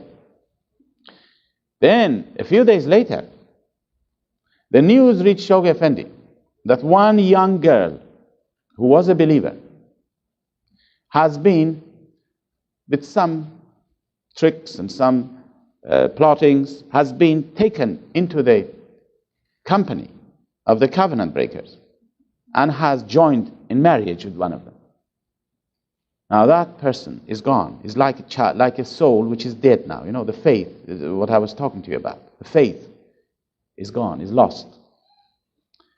The sorrows which flooded the heart of Shoghi Effendi as a result of this 15-year-old girl was so great that for some days he could not come out of his bed. And he was so crippled, really, with this blow. But look, the death of a hand of the cause was only 15 minutes. It passed by. Nothing. After all, she had ascended to the realms beyond. But the defection of this girl, losing her faith, dealt such a deadly blow upon him that he could not come and meet with the friends for 1 or 2 days. Now this shows how much our faith is really precious to God, to the manifestation of God, and to his disciple, and to Abdul Baha, and to Shoghi Effendi. Well, now, we wanted to find out what should we do now. We have just given birth to the spirit of faith, just like a mother who has given birth to a child. What are we going to do with it now to enable it to grow? This again we can learn from nature. You want to say something? Yes. The soul has just given birth to faith. Our soul has just produced a faith. He believes now in Bahá'u'lláh. And he has given himself to Bahá'u'lláh, really. And as a result of it, he says, I believe. That is when the first spark of faith appears in our hearts. Just like a mother who has given birth to a child. This is just a form of looking at nature to see what happens there. Now, when you look at nature, you will find that the mother who gives birth to a child, the first thing she does, if you notice, she loves that child very much. And the next thing she does, she will feed the child. And the child has never been fed before in his life, never tasted the milk. And none of us can remember what it was like when we first received the milk from our mother. But it must have some effect on us, on the child. It gets the taste for it. And the next time, it probably it's not going to reject it. It becomes more and more fond of that milk, to such an extent that it'll cry for it afterwards. And he wants to drink this milk. And this milk make it grow. This is nature. And the mother will feed the child regularly. Now the same thing applies exactly to our faith.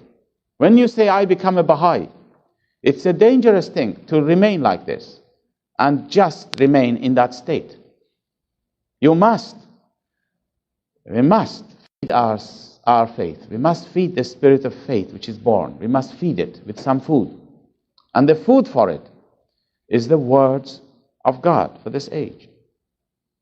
This is why Baha'u'lláh has commanded us. This is one of his commandments. He says, you must recite, he says, recite my words.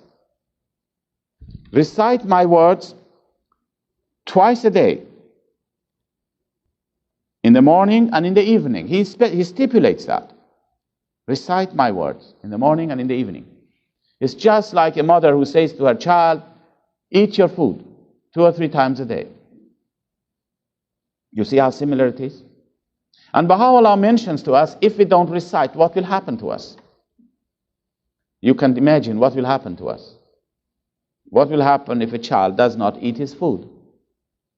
Baha'u'lláh says, if you do not read my words, it's a very serious situation. He says, you are not steadfast in the covenant. Our soul, if it is to be healthy, it must be steadfast in the covenant. If it is not, it's a serious situation. And this is when the believer becomes confused. He's a Baha'i, yes. But he has never taken a food, or very little. And so he becomes frustrated. He cannot see joy out of his faith and out of life. Just like a person who does not eat his food. I remember a few years ago, one young person came to me and he said, it's 1 year that I'm a Baha'i, but I don't feel any difference. I'm the same person as before. Can you imagine, when you become a Baha'i, can you imagine what happens? We have to be different. One has to be very different. Very different. It's a new life. This is the second birth that Christ is talking about. The spirit of faith is born. It must be the most exciting thing which happens, just like an excitement which comes to a mother. There is no excitement in the world for a mother greater than to have given birth to a child. And this person said, well, I don't feel any excitement. I'm a Baha'i for a year, but I've not grown, I've not changed, I'm just like the old days. I'm not excited about anything. What is wrong with me, he said. Well, you can imagine what's wrong. You know, I mentioned to him, I said, have you ever loved somebody? Because you must remember, the faith, you cannot only become a Baha'i through your intellectual appraisal and intellectual investigations. You might begin with that way, but you have to fall in love, really. Your heart must accept the faith. You must fall in love. It's a falling in love. To be a Baha'i is that you have fallen in love. And of course, this is a relative term. It varies from person to person. One person's love for Bahá'u'lláh is not much of a love for another, in another case, of another person. Everyone is in different levels. We are all in different levels. This is a relative term. But to be a Baha'i means that you have come to love Bahá'u'lláh. This is what it amounts to. You can understand it, yes, you must study it and everything else. I don't know how you become a Baha'i, it's not important. You might become a Baha'i through a purely an intellectual approach. But then, if your heart does not move, and if your heart does not fall in love, because I mentioned, we have to give ourselves to, we have to give our soul to the influences of the revelation of Baha'u'lláh. It is just like a marriage. When you are marrying somebody, you love that person. You see? Now here it is. This young man was telling me, he said that after a year, I don't feel any difference. I said, have you ever loved anybody in your life? He said, yes. Now let us see what happened that you love this person. Really, let us examine it. This is nature again. What happens that you come to love somebody? The first thing, you meet that person. Isn't that right? And when you meet that person, you like that person. And when you like that person, you come a little closer to that person. Isn't that right? You come a little closer. And when you come a little closer, you like him more or like her more. And when you like her more, you come still further closer. And you come closer and closer and closer. And it comes a point that you want to know everything about that person. Isn't that right? You want to know everything. And you're going to ask even people, what is this? Tell me all about it. And I'm sure if somebody rings you up in the middle of night, 2 a.m, and say, look, I've got some news for you about your friend. Would you like me to tell you? Oh, yes, please tell me. You're not tired of it. You become excited. You see, you are beginning to fall in love with somebody. And so, this is how you fall in love with some person. So I mentioned to this young man, I said, when you heard of Baha'u'lláh and recognized him and said you are a Baha'i, did you ever come a little closer to him? To Baha'u'lláh? Did you ever allow yourself to come a little closer to him? No. Did you ever read anything about the history of his revelation, really, to find out what was going on in all this? Did you try to find out anything about him? No. Did you read any of his writings? No. Did you care to carry out his teachings? Exactly. See what he has said, let me carry them out. No, he said. Well, what do you expect? You have kept your distance. And now you want to be different. Of course you're not. You're the same person. You're just like a mother who has given birth to a child somehow, but it's gone now. It's not there anymore. It's very little of it left. And this is why I said it's very easy to become a Baha'i. But to grow in the faith is the greatest challenge and the greatest difficulty. But we can learn. We can learn from nature and we can learn from the writings of Baha'u'lláh. And as I said in the morning, everything that he has said, it fits into nature. Now this very teaching that he tells us, this very commandment that he tells us we must read his words twice a day, in the morning and in the evening, is just as vital as eating the food for a child. And you see how much similar it is to nature when he says do it twice a day. You know, in life it's the same thing. If you eat, you cannot lump together all your food and eat it once a day. You can't do that. It's not healthy. You eat something in the morning, then that's something that you eat in the morning, you have to give it time to be digested. And when it is digested, then you become hungry again. And it is a sign of digestion is that you're hungry again. Then you will eat again. Bahá'u'lláh has given us the same commandment. He says, read my words in the morning, which means when you read it, you mustn't just read it and forget it, but rather allow it to penetrate into our hearts. Penetrate into our hearts. And when it penetrates in the heart, then the sign of it penetrating in our hearts, what we read, is that when we come home in the evening, you are eager to read again of the writings. This is the sign. If I come home and I'm not eager to read, it means what I have read in the morning, or if I have read it, what I have read in the morning have not penetrated into my heart. And there is again a challenge. What are we going to do? How are we going to enable the words of Baha'u'lláh to penetrate into our soul? And now what I'm trying to tell you in a way is this, that in life you have to do so many things to live in order to enable you to live. Isn't that right? In life, you can't just say, all right, I'm going to eat only, and then I'm going to live. No, you can't do that. You have to do so many things to enable you to live in this life. You have to eat, you have to sleep, you can't do without it. You have to breathe air into your lungs. You have to wash, you have to dress, you have to go shopping, you have to work, you have to have friends if you want to live. You have to do all these things. And if one of them is not done, if I say I'm not going to shopping ever, you can't live really. You must go for shopping. You have to do all these things. It's like in electricity, it's like, these switches which are in series. If you put a number of switches, one after the other, you must close all the switches so that the current may flow. If one of them is open, nothing will happen. It's the same thing in the faith. You become a Baha'i, now the task begins. You have to close switch after switch in order that you may live happily and grow, our faith may grow. One of them, the first one, was this reading of the writings in the morning and in the evening. It is such an important commandment that nobody can ever emphasize this point enough. How important it is to make it a habit for ourselves to read the writings.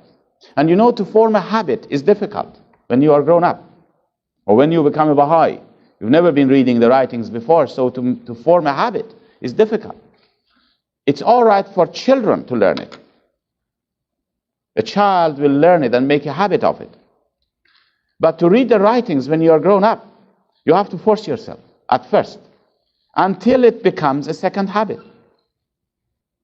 And it doesn't matter, we must not be worried about it. If once there is a lapse in this, you may do it for a week and then you forget it. Doesn't matter. Try it again. You forgot it for another week, okay, doesn't matter. God is forgiving, of course it is. You just take one little step forward, He comes to you 1,000 meters. Doesn't matter. Do it again, so that it becomes a habit.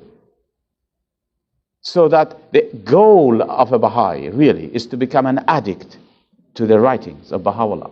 This is the goal. And you know how you become an addict? Now you must know, you must have heard of. I don't think you're addicts yourselves to anything. But people who become addicts to drugs, what happens to them is somebody introduces the idea to them and eventually give them a little piece to try. The child becomes an addict to the milk of the mother. And we have to become an addict to the writings of Baha'u'lláh. And I will probably, in the course of next sessions, will talk about it, of how should we read the words so that we may become really addicts to it. Now, I think when they're children can learn this when they are young. And we should teach our children from childhood to make it a habit of reading the writings in the morning and in the evening. Then they grow and it becomes natural for them. Now, there is one point that I must mention here. It's a very important point. What is the writings? We must not mix it with prayers here. We are not talking of prayers. Prayers are different things. We do it differently, and I'm not going to talk about it now.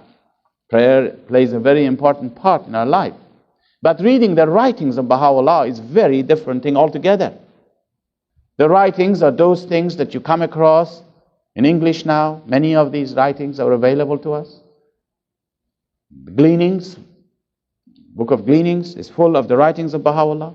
The tablets of Bahá'u'lláh lately published by the House of Justice. These are the writings of Bahá'u'lláh. There are other books which are not prayers, of the writings. The Hidden Words is one of the writings of Bahá'u'lláh. And there is a vast difference between reading the writings and saying prayers. In fact, these two things are sometimes opposite things. Very opposite. A prayer and a tablet of Bahá'u'lláh are opposite things. I will explain to you how.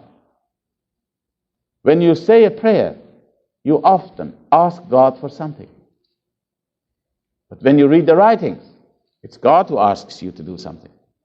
It's very different. You see how different it is?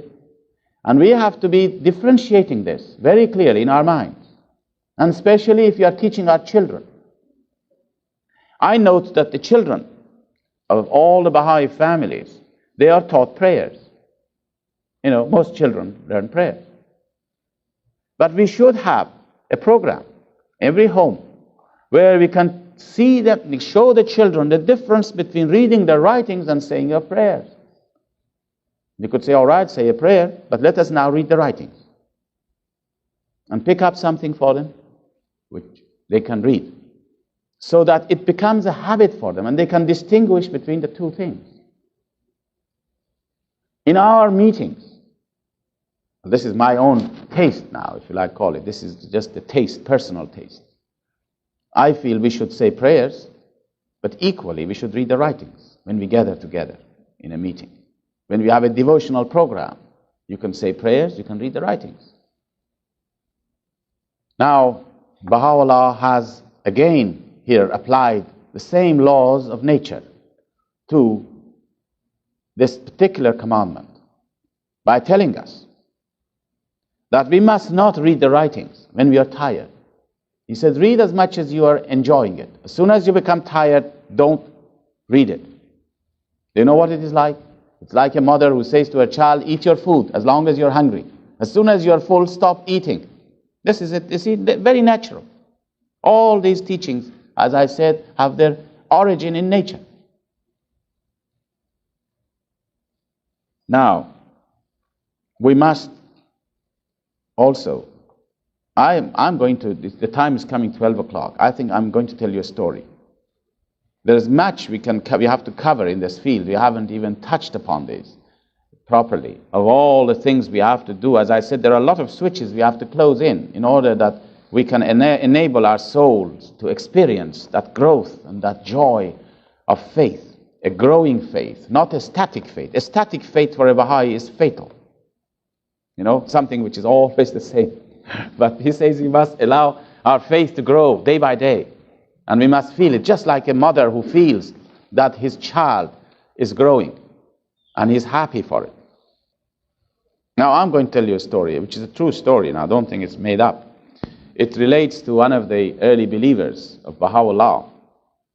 Now this is a very well-known, one of the well-known apostles of Bahá'u'lláh. He's one of the apostles of Bahá'u'lláh, was called Zainul Muqarrabin. It doesn't matter now the name to you.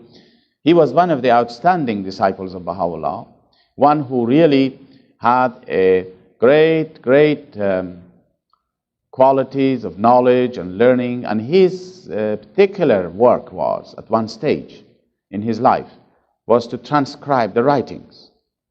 You know, transcribing the writings was a very important task, because when revelation came to Bahá'u'lláh and his amanuensis would write it very fast, so fast that you cannot read it. Revelation writings, you can look at revelation writings, it's not possible to read it. The way revelation came to him was so fast, and there is no shorthand in Persian or Arabic languages, that his amanuensis had to use a special technique of writing them. And I'm not going to go into details of it, but I can just illustrate for you how he used to write so fast. He had very large sheets of paper, very large sheets, piles of them. And when he was writing, he found out that you cannot use, if you hold a pen in your hand, and normally we used to hold a pen in our hands and we begin to write by moving our fingers when you're writing. You move your fingers. When you move your fingers, you can't write very fast. But he used to hold a pen like this between his fingers, but he wouldn't move his fingers when he was writing. He would move his wrist. And so you can write big, one letter would maybe, one word would take the whole line maybe. And it would be, each word would go into each other. All the words would go into each other. Quick, you would write them down. Because remember, revelation came at the speed of 1,000 verses in an hour. The Kitab-e-Iqan was probably revealed in 3 or 4 hours. Because when this person sent the questions to Bahá'u'lláh in writing, 48 hours later, the Book of Certitude in its original form, in the handwriting of Abdul Baha, was presented to him. It didn't mean it took 48 hours to be revealed. It meant that Bahá'u'lláh had to eat, had to sleep, had to do other things during that period. 3 or 4 hours. The revelation is like this. And so when it was written down very fast, then he had to go to his room, the secretary of Bahá'u'lláh, the amanuenses of Bahá'u'lláh, and rewrite it again properly. And then he would bring it to Bahá'u'lláh. And Bahá'u'lláh often would pace up and down the room and re-reveal that tablet as if he knew it all by heart. And this man would check it. And any corrections were made. And then when it was properly done, then there were people who would transcribe it, because there were no typewriters in those days, or no printing machine. People were transcribing. Abdul Baha was one of those people who used to transcribe the writings during Baha'u'llah's ministry. Now this man that I'm going to tell you a story of, and we are getting late, was one of those who used to transcribe the writings. But he was a very meticulous man, very meticulous in his work of transcription. So meticulous that he used to check it all, everything he wrote, he used to check it with his son.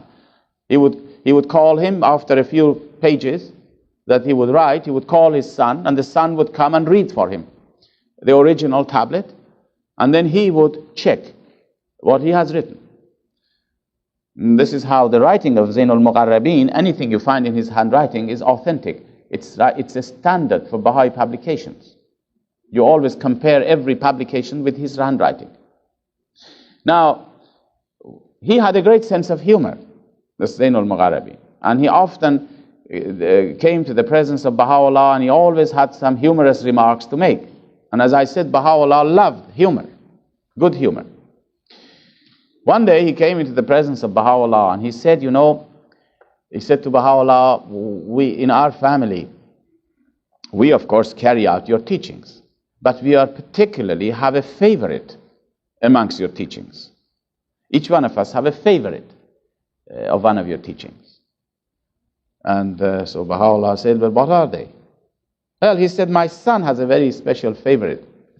He said, every day I write many pages, because this was his work, this man's work. He said, I write, and then when it's all finished, I call my son to come and to read for me the writings, so that I can check them.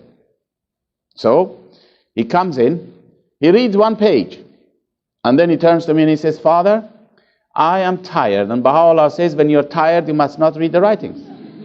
This is his favorite teaching. And Baha'u'lláh laughed very much. Then he said, my wife has another favorite.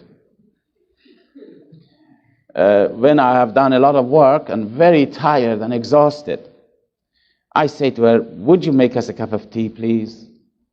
She says, go and make it yourself. Baha'u'lláh says, men and women are equal. This is her favorite. Well, now, friends, I think we'll leave it here. And we will come back. Do we come back this afternoon sometime? You all must have been nourishing very well, huh? Have been nourished very well, I should say. Well, I think we better continue the subject. We were discussing or talking about still the reading of the writings, the reciting of the writings of Baha'u'lláh in the evening and in the morning. And We said it's the spiritual food. But it is very important that we should remember that what we read, what we recite, should allow it to penetrate into our hearts. And I am not I'm not going to give you any methods for doing that, because after all, every individual is different. But when we read the writings, if we do not allow it to penetrate into our hearts, as I mentioned, it's just like a food that you take which you don't digest it. And it is of no value. You know,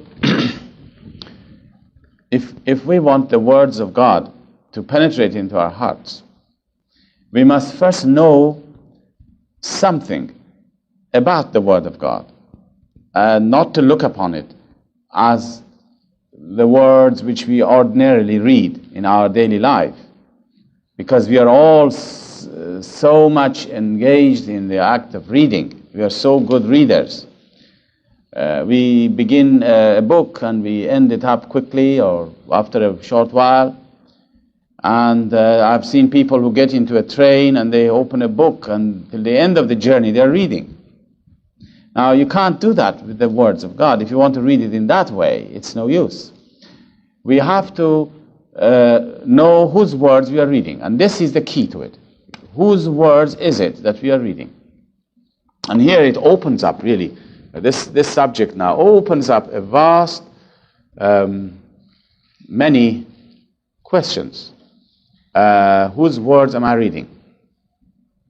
If somebody says, well, I believe that Bahá'u'lláh is his words are the wisest counsel that anybody can give.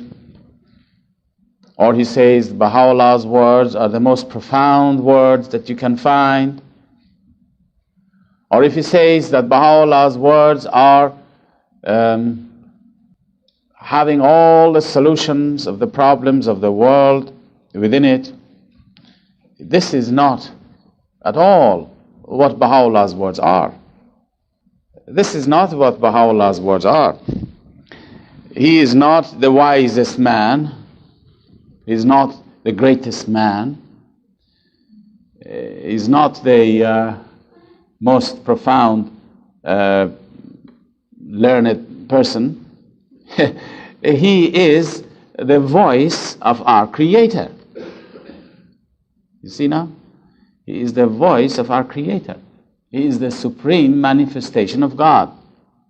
You cannot compare it with anything that man has ever had or has ever got, except the manifestations of the past, whose words we don't have adequately. Now here we see, therefore, our attitude has to be right when we read the writings. Whose words am I reading? This is the words of my Creator. Not until you believe that can those words penetrate into your heart. But if you believe that, then when you open the book, when you touch the book, it means something to you. It already has moved you. When you touch the book, when you handle it, when you open it with feelings of joy and excitement. I'm reading the words of my Creator. You know, in this life, our Creator, that's God, communicates with His creation. All creation, not only man, but all creation, every created thing, God communicates with it. But this communication is in the form, in different forms. For example, and when I say God, by the way, let us be make it very clear. I mentioned this morning, we are not talking of the essence of God. You cannot talk about it even. The essence of God. We will never understand it. The manifestations of God do not understand it. Let alone us. You're not talking of the essence of God. The essence of God can have no connection whatsoever with His creation. If it ever has any connection with the creation, then He ceases to be God. You cannot attribute anything in His essence. These are some of the profound statements that you will find in the writings. You cannot attribute anything to God in his essence. The minute you say God is the all-knowing, you limit him immediately. The essence of God we are talking about, because you are limiting him. When we talk about God, it is God which is revealed in this creation, which is manifested in this creation, not the essence of God. So let us make this point clear. So when we say that God communicates with all this creation, man and other creation, when we look at nature, we find this is true. For example, you will find God communicates with all the living creatures through the rays of the sun. This is the way he communicates to them. Communicates energy to them, which enables them to grow. The energy comes from there, and that is what it is. It's a form of communication, pouring out its energy. And you know, when the energy is poured out from the sun upon all created things, those created things which are alive, they yearn for that energy in their own ways. They yearn for it. They long for it. You know, a tree which is living, a tree will stretch its boughs and branches towards the sun. This is just yearning for this energy to reach it, as if it's conscious that these energies are giving it life. But it can't help it. It just stretches itself towards the sun. And if it doesn't, it's dead. Now, on the other hand, you realize that whether the rays of the sun pour upon the tree, whether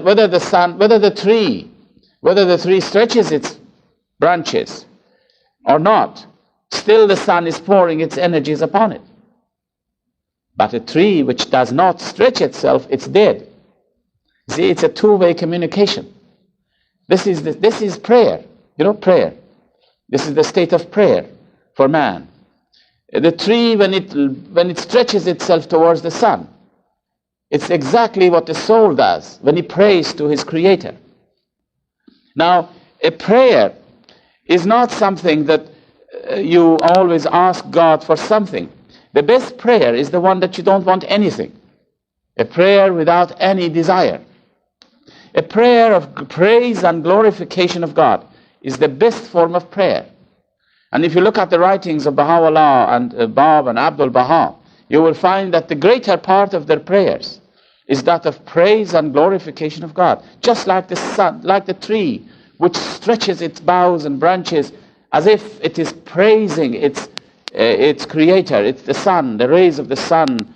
The real prayer for man is to stretch its spiritual branches and boughs and branches, the spiritual arms, the spiritual heart towards his creator and praise and glorify him. This is the best form of prayer. But what I was saying is that God communicates with his creation, and the sun pouring out its energies is one form of that communication, and it is constant. Now, the tree, of course, is bound by the laws of nature to respond in this way. It doesn't have any voluntary power. It cannot refuse to do it. This is the way it's made. This isn't how nature made it. But we have the choice. Again, remember, man has the choice. You have the choice of either turning to God or not. Absolutely. If you turn towards God, well, the powers will be released. Now, I mentioned that God communicates with his creation. But how does he communicate with our souls? Because our souls is not subject to the laws of nature. Everything is subject to the laws of nature, which is physical. Our bodies are subject to the laws of nature, but our soul is not. Our soul is subject to the laws of the covenant of God. And there you will find there is a covenant between God and man in the act of creation, which means that we have to turn to him. He releases to us spiritual energies through the word of God, through the word of his messengers. And we have, like the tree, to stretch ourselves towards it and want to receive it and open our hearts to it. So the way he communicates to us, to our souls, is through the instrumentality of the words of Bahá'u'lláh in this age. So you see, this is God communicating with us, with our souls. It's a communication. And so when you look at the words, when you open the book, and you can, if you look at it in that light, and as you open the book and you look at the words and say, this is how my Creator is communicating with me, is talking to me, asking me to do certain things. This is what it is. This is the writings. He asks you to do certain things. Then it becomes a very potent influence. It will produce a potent influence upon our hearts to say these words, to read these words, to recite these words with great excitement, to approach it with great reverence. This is the word of my Creator. And then those words can penetrate into our hearts. And there is also to realize that the words of God is very much unlike the word of man is created. Well, we can begin now. Unfortunately, we have lost a little bit of sound there, and maybe they want to record it, so I will maybe repeat some of the things I've been saying for you, because I don't think it's a bad thing to repeat things, you know. You have got the story of repeating, haven't you? Have you heard? You know about it. Very good. Repeating is not a bad thing, because we often forget things. But I was saying this afternoon, that we must allow the words of God to penetrate into our hearts. And if the words do not penetrate into our hearts, then it is like food that you eat, which is not digested. But to allow the word to penetrate, we must really have the knowledge and the faith in whose words we are reading. It's very important to know whose words we are reading. They are not the words of a very wise man, or the wisest man, or the most profound, learned personality that you are reading, but it is the words of your Creator. Far, far above, far, far beyond any human understanding are the words of God. And that I was mentioning that God communicates to His creation. Communicates. This communication is for all created things. You remember I was telling you the story of the sun pouring out its energies upon all vegetables and animals and every created thing. That's the way it communicates. And it sends out all the life-giving energies. But the tree must stretch its boughs and branches before the sun. And if it doesn't, then it is dead. Whether it does it or whether it doesn't, the sun is pouring out its energies. But a tree which does not stretch forward is dead. And the same thing is with the soul. Our souls must yearn for God, to praise and glorify Him. This is the best form of prayer. The more you get closer to Bahá'u'lláh, the more you want to praise and glorify God. Now, this is one aspect of the word which I mentioned. We must remember. So when you open the book, you must remember, these are not ordinary words. These are the words of my Creator. And then there is excitement. There is joy that you're opening the words, that He is talking to us. He's communicating with us. This is the way we should think about it. This will help us to have the vision of what we are reading. And that will penetrate. That will affect us. That will be influencing us. Now I was going to talk about the Word of God, and then the sound machine broke down. And I want to therefore repeat myself here in case they want to record it. Is that the words which are revealed by the manifestation of God, these words are not the product of learning and knowledge. You know, if you're a learned man and if you want to write a book, you have to have a lot of education behind you. You have to make a lot of research. You have to go and make investigations here and there, and After a lot of studies, then you want to write something. And then even conditions must be right. You can't write at any time. Everything must be peaceful and loving and beautiful. And all the surroundings must be beautiful so that you can write something. And then when you write, you will find it's all kinds of wrong things, false with it. You tear it up again, you write again. And you go over and over it again and again. And after a year, you might write something. And then even then, anybody will tell you, whoever writes something will tell you, I could have done much better now, and I think of it. It's not good, This is what man is. But the manifestation of God, the words that are revealed to him, is not something that he has learned it. It comes to him. You know how a radio receiver works? It just, right now that we are sitting in here, in this room, the room is full of electromagnetic waves, full of radio waves. But we are not sensitive to it. We don't feel it, we don't get it, we don't receive it. But you have a receiving set here, and it cannot help but to pour out what it receives. It tells you everything. This is exactly what happens when revelation comes to the manifestations of God. But I was mentioning that really the soul of the manifestation of God, because we were talking about the soul this morning, the soul of the manifestation of God is different from us in that it has no beginning. Our soul has a beginning, and it begins at the time of conception. But the soul of the manifestation of God has been created at a time that has no beginning. And therefore, when it comes into this world, it has all the knowledge. It has all the powers, but they are latent. They are latent. It becomes active. When we say, as Baha'is, we now say these things. We say, Bahá'u'lláh received his mission when he was in the Siyah-Chal. It means that it became active. The power was there. Abdul-Baha, in one of his tablets, mentions, he says, the manifestation of God is a manifestation from the time he's born. And then he describes him as a light which is hidden under a bushel. You put a cover on a light, the light is inside him. The cover is taken off when he receives that intimation from God, that he is now to announce it.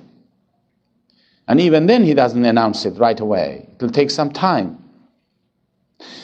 In another tablet, Abdul-Baha says that a manifestation of God before his time comes to declare his mission is like a man who is asleep.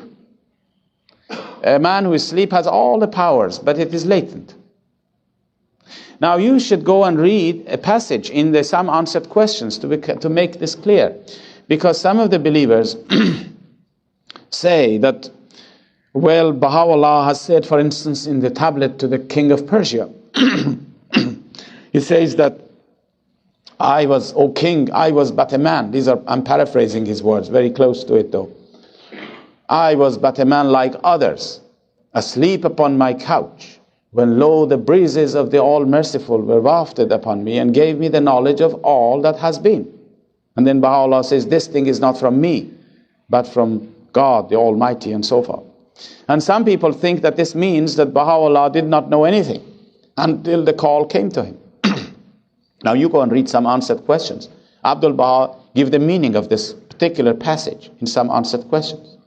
And he says it does not mean this, that Baha'u'lláh did not know of his station or did not have these powers within him. He says it's only indicating that his revelation was not to be announced, that it was a latent thing. It was not to become active. And so, Baha'u'lláh in his own tablets and his writings, in some of his writings, he talks about his childhood. He says, when I was a child, I saw the ocean of revelation, the ocean of utterance. The ocean of utterance was surging within me, and it never left me. You see? Now, the believers at the time of the Bab had recognized Baha'u'lláh as being him whom God shall make manifest, that the Bab had come to announce his coming. During the lifetime of the Bab, they had discovered that. Tahirah was one of them. Tahirah knew that Baha'u'lláh was the manifestation of God, the supreme manifestation of God. Quddus knew this. Mullah Hussain had recognized this. Some of the believers who went to the conference of Badasht, that was a conference that some of you must have studied and known, that some of the leading members of the Baha'i community gathered in this conference, and Baha'u'lláh was among them.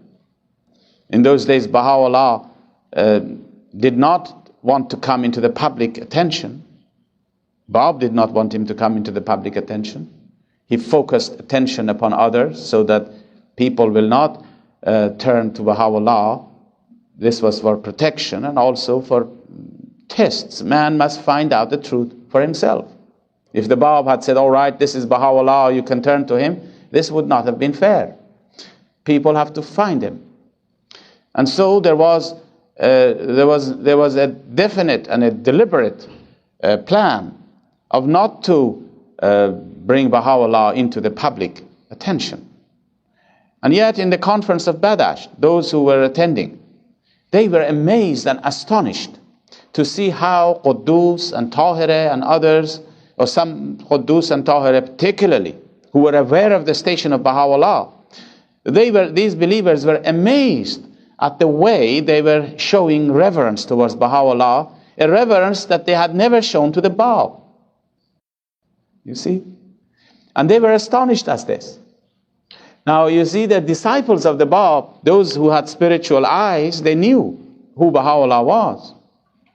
Now of course Baha'u'lláh knew it himself. There's no doubt about it. Now I'll give you one example to prove it for you if you want to know, because this gentleman was asking me there. When the Bab was in the mountains of Azerbaijan, in prison, one of his disciples went to see him. And his name was Sheikh Hassan al-Zunuzi. You can read it in the Nabil's narratives.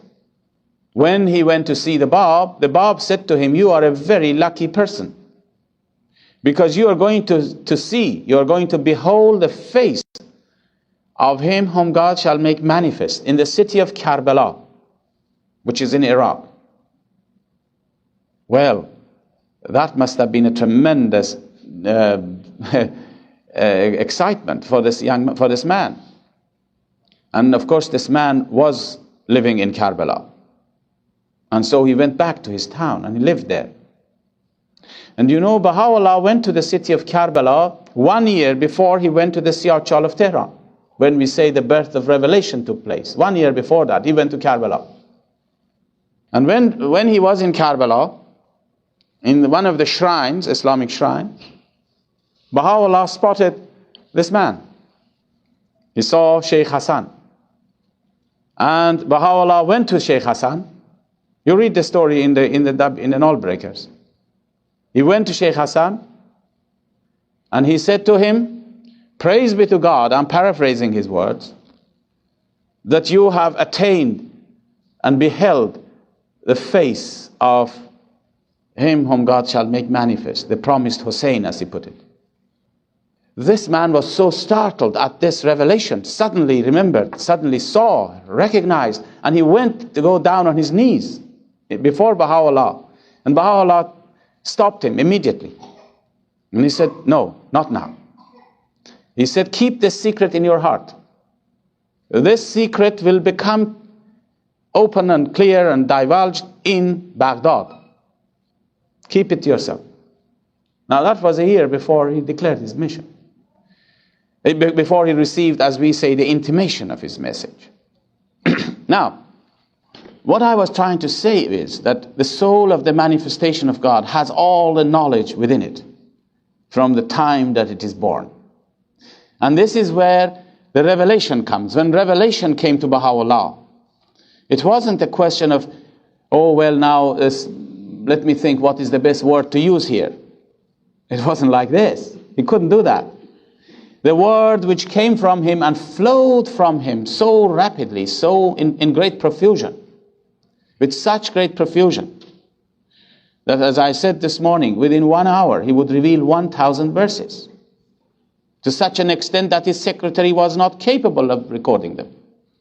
You should look at those revelation writings, and even though you don't know Persian or Arabic, there is no question that you say this is not a language. It's written, it's a lot of lines is drawn.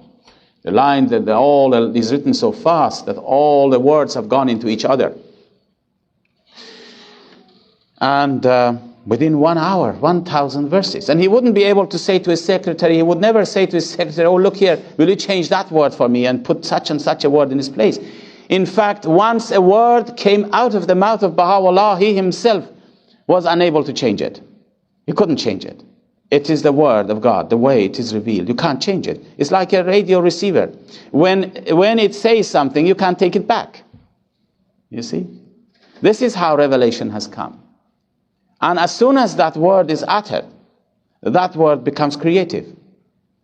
Baha'u'lláh says that the word which was revealed by him, the word of God, has infinite meanings within it. Infinite. Every word that you see, you mustn't consider it, oh, well, this is a word. Because the word has two sides to it. One is the outward form of the word, which is part of language. And it is man-made. But inside that, within it, is placed the powers and divine powers. It's like a stream which flows. If you ever stand in front of a stream, it never exhausted. It continues to run. The same thing is the powers within the word. You can exhaust it. You can never exhaust the power. You can never exhaust the meaning of it even.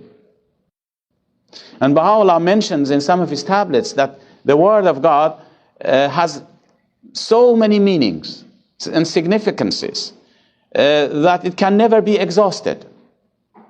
You can't say, well, this word means this and that's it. Of course, for us, we are not in a position to know the meanings of all the things except to understand it in its outward form. I mean, you read writings and that means something to you. And that's what we understand of it. But Baha'u'lláh says every word has meanings beyond our comprehension. And I will give you an example of this and explain this to you, how a word of God can have so many meanings and significances. You know, once Baha'u'lláh was trying to give the meaning of some words. When somebody asked him a question, he tried to answer him by, he wanted to know what was the meaning of a certain word, which is revealed in the Quran, for instance. And Baha'u'lláh said, oh, this word has many meanings. And he said, it means this, and it means this, and it means another thing, and it means another thing. And he gives on various meanings after meanings of that word. And then he says, you can never exhaust it.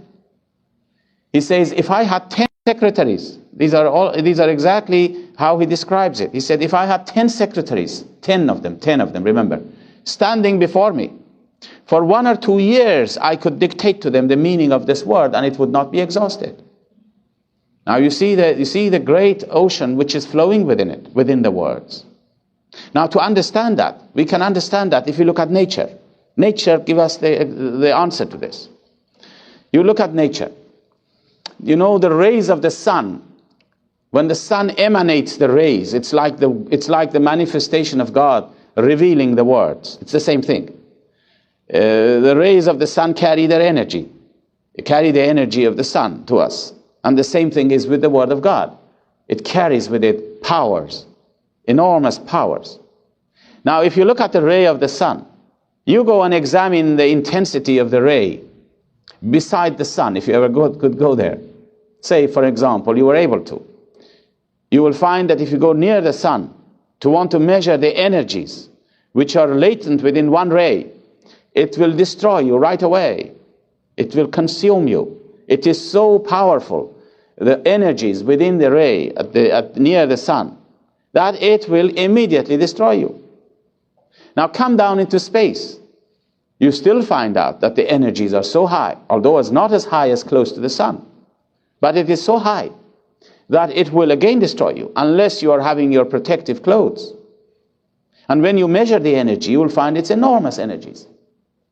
You come down further into the atmosphere and under the atmosphere. And there you will find the same ray, which you couldn't bear its heat and its energies up there. Now in here, it manifests its rays, its heat and its light in a faint measure, with a faint glimmer of light, that you can bear it. But it's the same ray. It's the same ray which comes down from the sun. But as it reaches us here, it gives us its minimum energy. Now that's exactly the same thing with the Word of God. The Word of God has infinite meanings, infinite power within it, which we cannot feel it in this life. We can only feel and receive a limited measure of it in this life. We are bound by limitations of our existence. We are limited in our understanding, in our existence. We only receive a limited measure of the powers and the significances of the words. But as you go up into the spiritual worlds of God, higher and higher, these words assume greater and greater significances, greater and greater powers. What we understand of one of the words of Bahá'u'lláh today in this life, compared with what we understand of that same word in the next life, is nothing, is insignificant, what we learn here. For instance, even you think of the attributes of God is the same thing. You talk about love. Love is one of the attributes of God. In this life, we understand of love in certain ways and feel it in certain ways. But in the spiritual worlds of God, the intensity of that same attribute is so much that our understanding here is nothing comparing with what it would be. And then the worlds of God are infinite in range. It's not just you go to the next world and everything stops. It's continuous progress. The soul of man will continuously progress. As long as God exists, man will progress towards him, but you will never reach it. So you see, it's the creation, the picture of creation is very beautiful. It is constantly progressing. This morning we were talking about the souls being graded into different grades, but that each one will progress in its own realm, in its own kingdom, in its own rank. It will progress all the time, growing. Somebody was asking me, can a soul who is in a certain rank, we decided this morning, we talked about what Bahá'u'lláh says, that in the next life, the souls are divided into groups and they are graded, they are in different grades, different levels, and how those who are on a higher level will understand those who are on a lower level, and those who are on a lower level will not understand those who are on a higher level.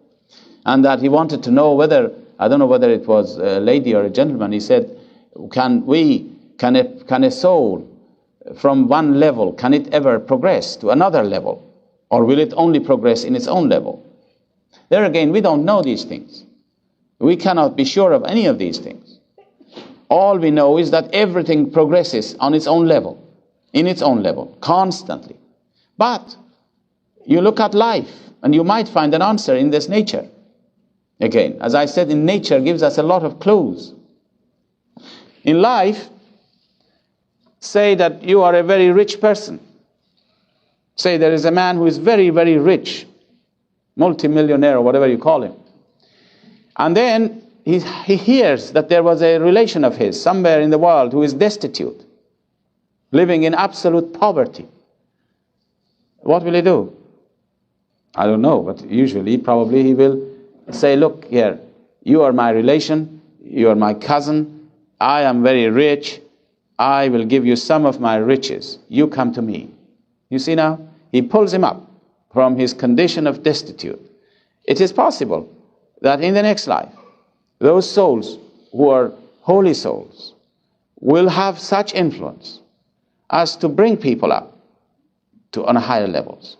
Well, Bahá'u'lláh has promised us that those who have believed in the cause, their parents, for instance, and some of their relations, who have not been hurting the faith, that's the only condition, who have not harming the faith, who have not been against the faith in this life, they will be immersed in the ocean of forgiveness. In other words, they'll be pulled up straight away and will be immersed just like the believers have this great station which is destined for them. And this is so strong, this link, this relationship, that in one of his tablets he talks about the Persian ambassador in Turkey who was one of his greatest enemies, Mirza Hussain Khan, Mushir al-Dawla. He was one of the greatest enemies of Bahá'u'lláh. He was the one who became an instrument really in making all these exiles for him, exiled him from place to place, and eventually he he influenced the authorities to exile him to Akka. And but then somehow towards the end of his life, he changed his attitude. But Baha'u'lláh in one of his tablets says maybe God will forgive him because one of his relations is a believer. Now you see now, these are some of the clues that you can get and might give us some ideas of how God in the next life will work. But anyhow, we have been straying a little bit away from our discussion, which was about the words of God. We were talking about the power which is latent within every word. So when you read the words of Baha'u'lláh, do not think of it as just this is a word. But remember, this word assumes greater and greater powers in the next life. It seems that in the next life, we know not know, but in the next life, the word of God becomes the vivifying forces for the souls of men. In the same way that in this life, light becomes the force of energy, energy giving light. Life gives energy to us. And the word of God in the next life becomes the instrument, maybe, which will shed its powers and feed the souls of men in the next life. That our attributes that we had to acquire in this life, you remember we were saying that we should acquire spiritual qualities, that these spiritual qualities will become our spiritual limbs and organs, shall we say, in this example, with which we can grow. Now, what will become maybe the vehicle, and this is only my understanding. Now, this is my understanding. It's nothing to do with the writings. I must make it very clear. That the word of God becomes like the rays of the sun here, which gives you light and energies for our growth. That the word of God in the next life is the power with which our qualities and attributes, which we have acquired in this life, becomes active. And they grow as a result of it. And man will grow, the soul will grow as a result of it in the spiritual words of God. In other words, the word of God becomes like the light which is shed from the sun upon us.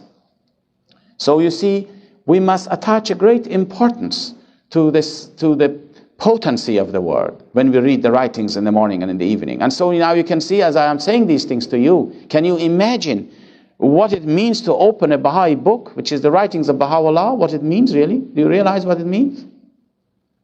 Really? What are you doing? You're opening a book. You're opening something where the words are revealed to us from our Creator. He's talking to us. And every word is charged with immense powers, which we can only appreciate a little bit of it in this life. Now, when you read the words in this way, it will penetrate into your heart. And then I wanted to mention another thing which is also important. And that is that we must really become conscious of the greatness of this revelation, the revelation of Baha'u'lláh. I mentioned, I think yesterday somewhere, I don't know where it was, a story of a very beautiful Persian story of a drop of rain. I don't know whether it was last night, I forget it. But anyhow, a drop of rain. A drop of rain. A drop of rain. A drop of rain in this Persian poem is described as a drop of rain was falling down from the clouds. And it was very proud of itself because it was the water of life. And water is the most precious element in life. And so it was proudly coming down until it saw the ocean. You know? And when it saw the ocean, it exclaimed, if this exists, what am I? And when it said this, the ocean loved it and drew the drop to itself. And the drop became part of the ocean and made that drop to become the companion of the pearl. You see, God loves humility from man. You see, one of the attributes of God has all the attributes except one. and that is humility. By virtue of being the sovereign Lord of all, he cannot be humble. Servitude is not his attribute. And if man has the attribute of servitude, this would please him. Because, in this life, after 100 years, 50 years, 60 years of life that we live here, and when we go, what do we carry with us into the next world? The product of our services, of our work, of our qualities, whatever it is, you presented. This is what I have. This is what I brought. Now, none of these things are pleasing to God, perhaps, because he has them all. If you say, I have a great knowledge, he says, this is nothing. It's like a drop as against that ocean. Any quality that you have, he has much greater. Now, if you want to give a gift to a friend, and you want to make sure that the friend loves the gift and appreciates it, you must give him something that he hasn't got. Then it will be pleasing. But whatever you have, he has it already. You go and give him your knowledge, he has much more of that. Give him virtues, he has more of that. But one thing that he hasn't got is servitude and humility. And if you give it to him, this is what is pleasing. So, not until we see the ocean of the revelation of Bahá'u'lláh, just like the drop did, can we realize we are drops. You see? Until we see that the greatness of this revelation, we cannot see our own smallness. We cannot become humble. True humility comes when you see the great ocean of Bahá'u'llah's revelation. And then we become humble. And it is then that we realize what a day we are living in. If you look at the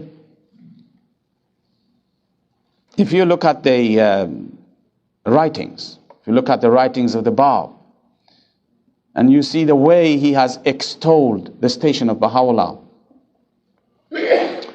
we will be astonished to see how the Bab has extolled the station of Bahá'u'lláh, the supreme manifestation of God for this age. And who was the Bab? The Bab himself was a manifestation of God. He was the king of messengers, Baha'u'llah says. And yet he says he is the greatest, he says he's the humblest servant, the Bab says, at the threshold of Baha'u'llah. Now you see, these things will stagger the imagination. The Bab mentions that if you read all his writings, and if you read one word which is uttered by him whom God shall make manifest, that word is much more exalted than all that he had revealed.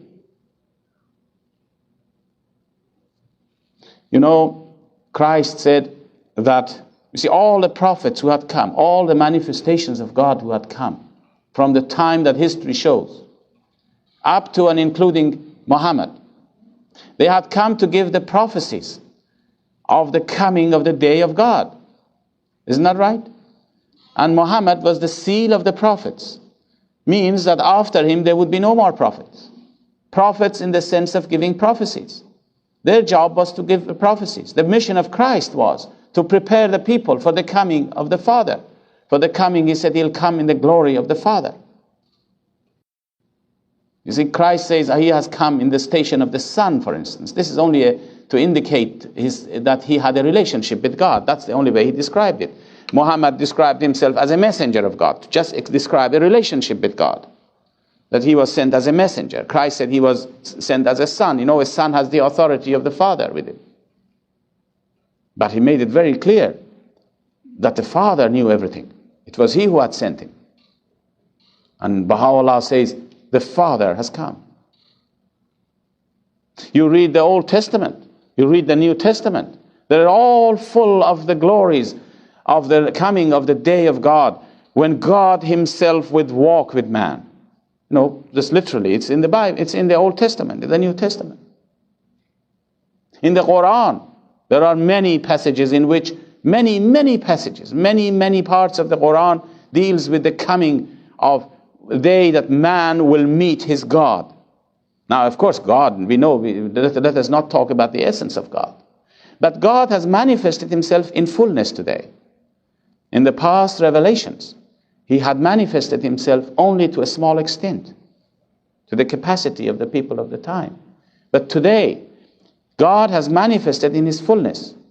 And yet Baha'u'lláh says that his revelation, which is the full revelation of God, he has only released to us an infinitesimal of that glory with which he was invested. But it is the full revelation of God. That's why he says it's the day of God. We must not compare it with the revelations of the past. And this is why Shoghi Effendi wrote that his immortal work, the dispensation of Baha'u'lláh, which is regarded as his will and testament. You read that, and where you can find such staggering statements about the station of Baha'u'lláh and the station of this day. We must read those things and meditate upon it. When Baha'u'lláh mentions that the prophets and the chosen ones of those days were longing to be in this day for one moment of it. You know, in one of his tablets, and again Shoghi Effendi has translated this into English, you will read it also in the Advent of Divine Justice. You know, the last few pages of the Advent of Divine Justice, go and look at it. The last few pages, which was printed in italics. Shoghi Effendi has gleaned from the writings of Baha'u'lláh so many passages to impress upon us of the loftiness of the station of Baha'u'lláh and the greatness of his revelation. You know, in one of those passages which he has translated, and it's only one passage he has translated out of thousands. What you see in the dispensation of Baha'u'lláh is only a sample of what Baha'u'lláh has said in so many of his tablets. He picks up one of them and he puts it there for you. And you read all these passages which Shoghi Effendi has enumerated one after the other, showing the greatness of this revelation. In one of his, he says, one of these tablets Baha'u'lláh mentions, this is what Shoghi Effendi has translated, he mentions that the purpose of creation of man, what was it, he says? What was, Baha'u'lláh says, the purpose of creation of man? Why did God create man? And you know how many years ago God created man? Thousands of millions of years ago? It wasn't 1,000 years ago. Millions of years ago. He has created us, and gradually we have developed to the point. Why did he create us? Do you know why? He says, God has created man so that Baha'u'lláh may reveal himself and bring his revelation to us. That is why God has created us, so that Baha'u'lláh may come with his revelation. This is the purpose of creation. Now you see what a day we are living in? Really, if you think about it, you could go even crazy when you read the writings and see the station of Baha'u'lláh, the staggering station and the greatness of this revelation. Baha'u'lláh mentions in one of his tablets, he says that all the worlds of God are addressing this earth, this physical earth, and saying, I'm paraphrasing his words, blessed art thou, O earth, that thou hast been made the footstool of thy God. It's a tremendous statement. Baha'u'lláh mentions that how in this day he was animated by the most great spirit, as he puts it, the most great spirit. This was what animating him. We don't know what it is, but whatever it is, it's God. That he manifested himself for 40 years on this earth in the form of a human temple. The same force which was responsible for all that is creation of all the earths and heavens manifested itself in the form of a human temple. The day of God himself has come. I think that you should study it and you should meditate upon it. And then we will recognize what a great revelation this is. In one of his tablets, Baha'u'lláh mentions, he says, if the Bab was here today, in his day, do you know what he would have done? He said, if the Bab was present today, he would act as his amanuensis, as his secretary of Baha'u'lláh. He would sit down there and write write the writings, a manifestation of God. The Bab himself was the only person, and Abdul Baha, and Shoghi Effendi really, who recognized the greatness of this revelation. We cannot. The Bab mentioned is in his writings, he says that He prepared his followers for the coming of Bahá'u'lláh. And he says to his followers the things they should do and the things they shouldn't do. Even on small matters, how they should behave. Because the Bab made them to understand that him whom God shall make manifest was already living among them. And that he said to his followers, now you must behave so well that the Babis were forbidden to ever engage in any argument with each other. Because he said, you might be in the presence of him whom God shall make manifest, and that would displease him. You know, this is the way he protected him. Protected the believers. He said, if you go out of your house to the Babis, if any of the Babis, if any of the followers of the Bab went out of their houses, they had to be dressed in the best suits they had to wear.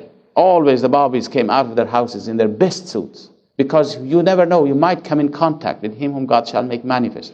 And he would be displeased if he sees you in this way. He told his followers not to smoke. Because you might smoke and that would be displeasing. You might come in contact with him whom God shall make manifest. You see the way he prepared his people for it? He said, no one should write anything about the faith or about except in praise of him whom God shall make manifest. That's all you can write. He brought in such restrictions to his followers. He even told them they shouldn't eat onions or garlic because they might come in contact with him whom God shall make manifest, and that would displease him.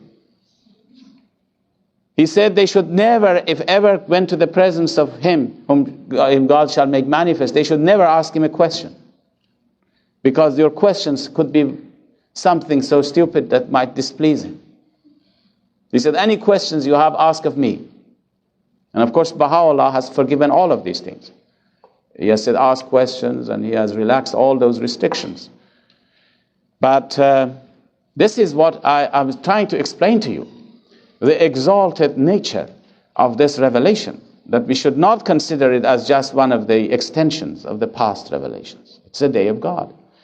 And really, when you think of it, we realize what a great, great blessing it is that each one of us have been led to this great ocean.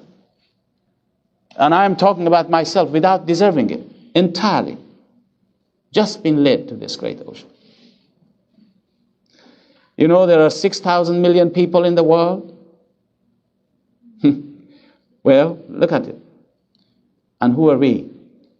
We are those people who have been chosen in that way, somehow, for some reason. We will never understand why, to have recognized this day. And it is not the great men, great peoples of the world who will recognize him now. It is us, the meek and the humble. This is always the way. The meek and the humble shall inherit the earth. The great men of the world will come in the future. They'll come tomorrow. But today is our day. Bahá'u'lláh, when he was in Akka, one of the believers has told us a beautiful story. One of the followers of Bahá'u'lláh, one of his disciples. He says that one day, so it was customary for the believers, when Bahá'u'lláh was freed from prison, or before he went to the prison, in different towns, whether it was in Adrianople, whether it was in Baghdad, whether it was in Akka even. Now sometimes the believers would invite Bahá'u'lláh, and occasionally he would accept that invitation to go and visit them. And there, of course, they would prepare a food or a simple tea or something. Even in the barracks of Akka, in the very prison of Akka, when restrictions were relaxed in that prison, the believers who had their quarters in separate places, they sometimes would put together all the little rations they had, and they would prepare a very nice, or relatively nice, shall we say, refreshments, and would beg Bahá'u'lláh to come to them and take part in that. And Bahá'u'lláh sometimes would accept and would go. One of these believers says that when he was in Akka, when he was in Bahji, Baha'u'lláh accepted their invitation to come to their little room. And one day he came. And then after some time that he sat there and he talked, and then he went back. And he said, as Baha'u'lláh left our place, he said, he told us not to follow him. He said, stay where you are. And he and some of those who were accompanying him went. He said, I looked from the back of Baha'u'lláh, and I saw the majesty, which is indescribable majesty.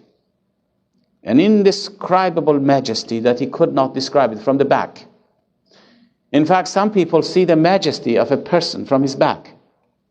I know that. My wife does that anyhow. She is very much in love with the picture of Abdul Baha, that you can see his back. And he thinks, she loves that picture more than anything else. To see the majesty of walk. This man says, I saw the majesty of Baha'u'lláh. And he says to himself, oh, I wish the kings and rulers were here to see that majesty. The next day, when he goes into the presence of Baha'u'lláh, this man, as soon as Baha'u'lláh sees him and tells him to be seated, he turns to him and he said, if the kings and rulers come today here, who would let you in this place? There would be no room for you here. You people wouldn't be allowed to come here then. If the kings and rulers were coming into the faith, who would let you in? He says, this is your day. This is the day of the meek and the humble. He says the kings and rulers will come in the future. So really and truly, we must thank Baha'u'lláh for having given us this great revelation and has enabled us to recognize him in this day. It's a great, great bounty. The more you think of it, the more you look at the history of the faith, the history of his revelation, the more you realize what a great day it is and what a bounty which is indescribable that he has given to us. So now you know whose words you're reading. You can see a little bit of the ocean, that like the drop who saw the ocean. If you really dwell upon these subjects, read the dispensation of Baha'u'lláh, read those few pages at the back of the Advent of Divine Justice, read the history of his revelation, we get a little glimpse of that greatness of the ocean. Recognizing our impotence and our utter nothingness and our humility, then you have the makings of a spiritual giant. Servitude, you see, is the greatest station that God has destined for man. There is no greater station than the station of servitude for man. In fact, there are 3 stations, he says, in the world. The station of God, which is above us, the station of the manifestations of God, which is above us, and the station of man is that of servitude. Servitude. And Abdul Baha was the true servant. No person on this earth will ever reach him as low as that in servitude. Because when you go in servitude, you go down, further down, not up. You cannot be a servant and have ambition to become somebody. There is no station for anybody in this faith. This is a great protection for all of us. If you want to think of a station for somebody, servitude. To be low, to be, Abdul Baha says, make me a dust in the path of thy loved ones. This is true. A dust in the path of loved ones. If ever somebody thinks of saying I, this is a very bad word to use, I. Or my. It's really a bad word. It's the word which has caused all the troubles in the world. But utter nothingness come to us when we see the great ocean of revelation of Baha'u'lláh. You cannot artificially become humble.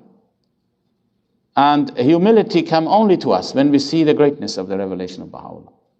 Now Abdul Baha became that embodiment of servitude. And he himself begged Baha'u'lláh to give him that station when he was a child. When Abdul Baha was a child of about 10 years of age in Baghdad, he had recognized the station of his father. And I mentioned that he recognized it, really recognized who he was. We haven't recognized him. We cannot recognize him. We can only recognize him to a limited degree. Abdul Baha's recognition and the recognition of the Bab as to the station of Bahá'u'lláh was so complete that it is beyond us. You know that often people think that because Abdul Baha was the son of Bahá'u'lláh, well, you know how it is between the father and the son. There is always an intimate relationship of intimacy and there is no conventions there. You know, at home when you're alone, you're just very, very relaxed and absolutely free, and there is no restrictions. You're a member of a family, and this is your father, and this is the son, and who knows what the sons these days do to their fathers, and vice versa. But anyhow, we have a very, very intimate relationship. And some people may think that Abdul Baha had the same relationship with his father. Well, he didn't. Although there was this love between them, naturally. But Abdul Baha had so recognized the station of Bahá'u'lláh as being the Lord of Lords, as being the manifestation, the supreme manifestation of God, that he considered himself as his humblest servant. He would never, in the ordinary time when everybody was out of the house, he would never give himself the liberty of suddenly walking into the room of Bahá'u'lláh. He would not go in without getting permission, without prostrating himself at his feet. You see, he had recognized him who he was. It wasn't his heavenly, it wasn't his earthly father. It was God revealed to man. He had recognized that. We haven't recognized it. And therefore he knew what humility meant towards his father. You have heard many stories of Abdul Baha approaching the house in which his father was living, for instance, in the mansion of Bahji. When Abdul Baha was in Akka and he was in the Bahji. You have heard of that story, I'm sure, many of you. He used to ride his donkey to go from Akka to the mansion of Bahji. But as soon as he saw the mansion from distance, he would dismount from his donkey, because it is in the conventions of the East, and one of the signs of respect towards your Lord, if you are a servant of somebody, you never go riding to your servant. You must to your Lord. If you are a servant, you never ride to go to see your Lord. You always walk. And so Abdul Baha would dismount from his donkey as a respect towards, just as soon as he saw from 1 mile distance the mansion of Bahji, he would dismount. He would walk. He said he would never go riding to his Lord. And then Bahá'u'lláh, what a love he had towards Abdul Baha. The outpouring of love and adoration that he had for him was something again out of this world. He often, when he would hear that Abdul Baha is coming to the mansion of Bahji, for example, as soon as he would hear, he would make the whole household and everyone who was around there to be vigilant to see when the master is arriving from distance, and he would send all the men who were there, every person, to go as a welcoming party 1 mile or 2 ahead. The master is coming, he said. And he himself would stand on the balcony watching, waiting for the master to come. And those who were with him, usually the female members of the household or some of the disciples who were there, women disciples and who were in that household, he would look to them and say, look at the master. Look at the way he walks. Look at his majesty. Look at his powers. You see? Now this is a love relationship between the two, but one is the Lord and one is the servant. Now one, Bahá'u'lláh, you can consider him like a summit of a lofty mountain. And Abdul Baha, the lowest servant, the lowest valley. The lowest valley. No one can reach him as low as that. The lowest valley down there. And then when the water pours down from the top of the mountain, where does it accumulate? It accumulates in the lowest valley. And this is how Abdul Baha, you see, one of the distinguishing features of this revelation, and this you have all studied, the covenant, one of the distinguishing features of this revelation is that Bahá'u'lláh has brought his revelation for us. But unlike the prophets of the past, he never gave it to us. He brought it for us, but he didn't give it to us, his revelation. He gave them to Abdul Baha. This is the meaning of the covenant. All the forces of the revelation of Bahá'u'lláh, all the forces that he released for 40 years of his ministry, he poured it within the person of Abdul Baha. Abdul Baha became the reservoir of the revelation of Bahá'u'lláh. It's like this glass in here. This glass contains all the water that is therein. See? Abdul Baha became a container. Bahá'u'lláh had brought for us two things in this dispensation, and not more and not less. One was his revelation, and one was the person of Abdul Baha. And these two things is all that God has given to mankind in this age. And Abdul Baha became here like a container of the revelation of Bahá'u'lláh. And although he did not have the powers, although he was not a manifestation of God, he had the powers of the manifestation of God conferred upon him by virtue of containing all that revelation within him. And so what did Bahá'u'lláh tell us? He says to us this. This is his message. This is the gist of the covenant. He says, everything I have brought for you is with Abdul Baha. Go and get it from him. It is nowhere else. Outside Abdul Baha, nothing exists. It's within him. This is the meaning of the covenant. So you see, because he really received the revelation of Bahá'u'lláh on behalf of all humanity, and held it there, and protected it, just like a wall that you put around an ocean. And it was an ocean of revelation. And that wall, many people tried to break through. The covenant breakers during his ministry. You should study that turbulent history of the faith during those 29 years. They tried to break through this great wall of this ocean and to get to this water of life.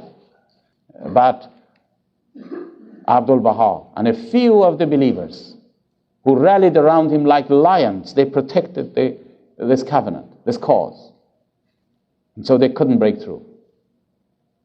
And today, of course, it's a different story. That wall of the covenant is so strong that it'll be foolish to think anybody can even think in terms of breaking through it. It's a tremendous revelation, really. And Abdul Baha and Bahá'u'lláh here have this reciprocal goal of one complementing the other, bringing to us the revelation of Bahá'u'lláh. Well, friends, I think we should take a break here. And then I will probably remember some of the things that I have forgotten. We will see. Do you think we can start again?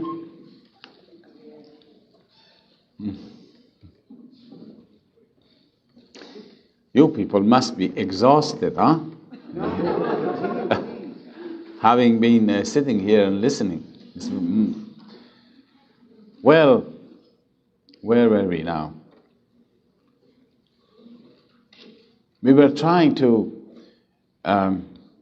understand something. Very little we can understand, remember, of the revelation of God. It's beyond us. We can get impressions of it, but not really to understand it fully.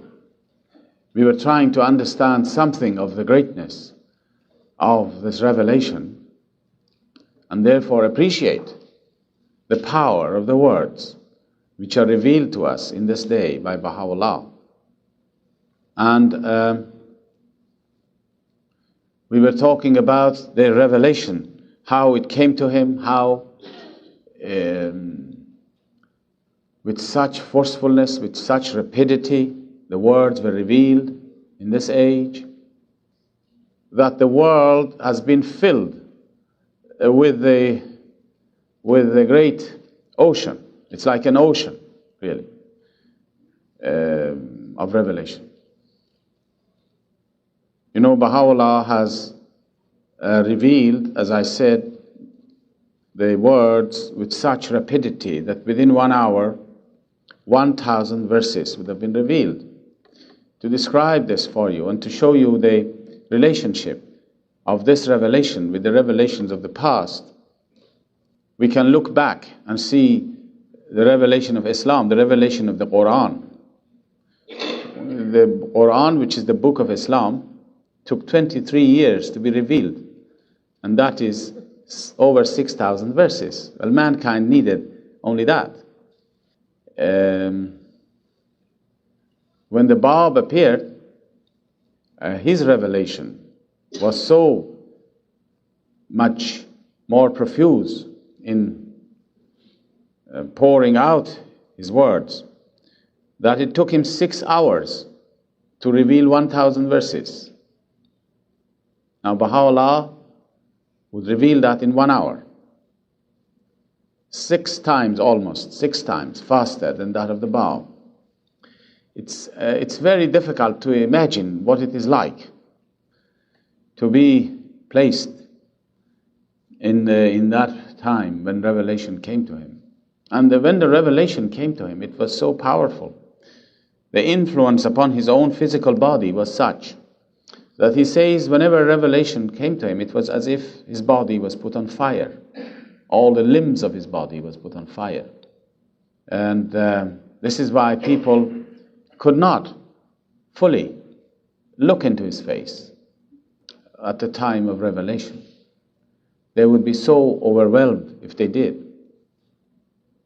There were so many people who tried to peep in the room where Bahá'u'lláh was revealing, and they could not stand it, and some of them fainted.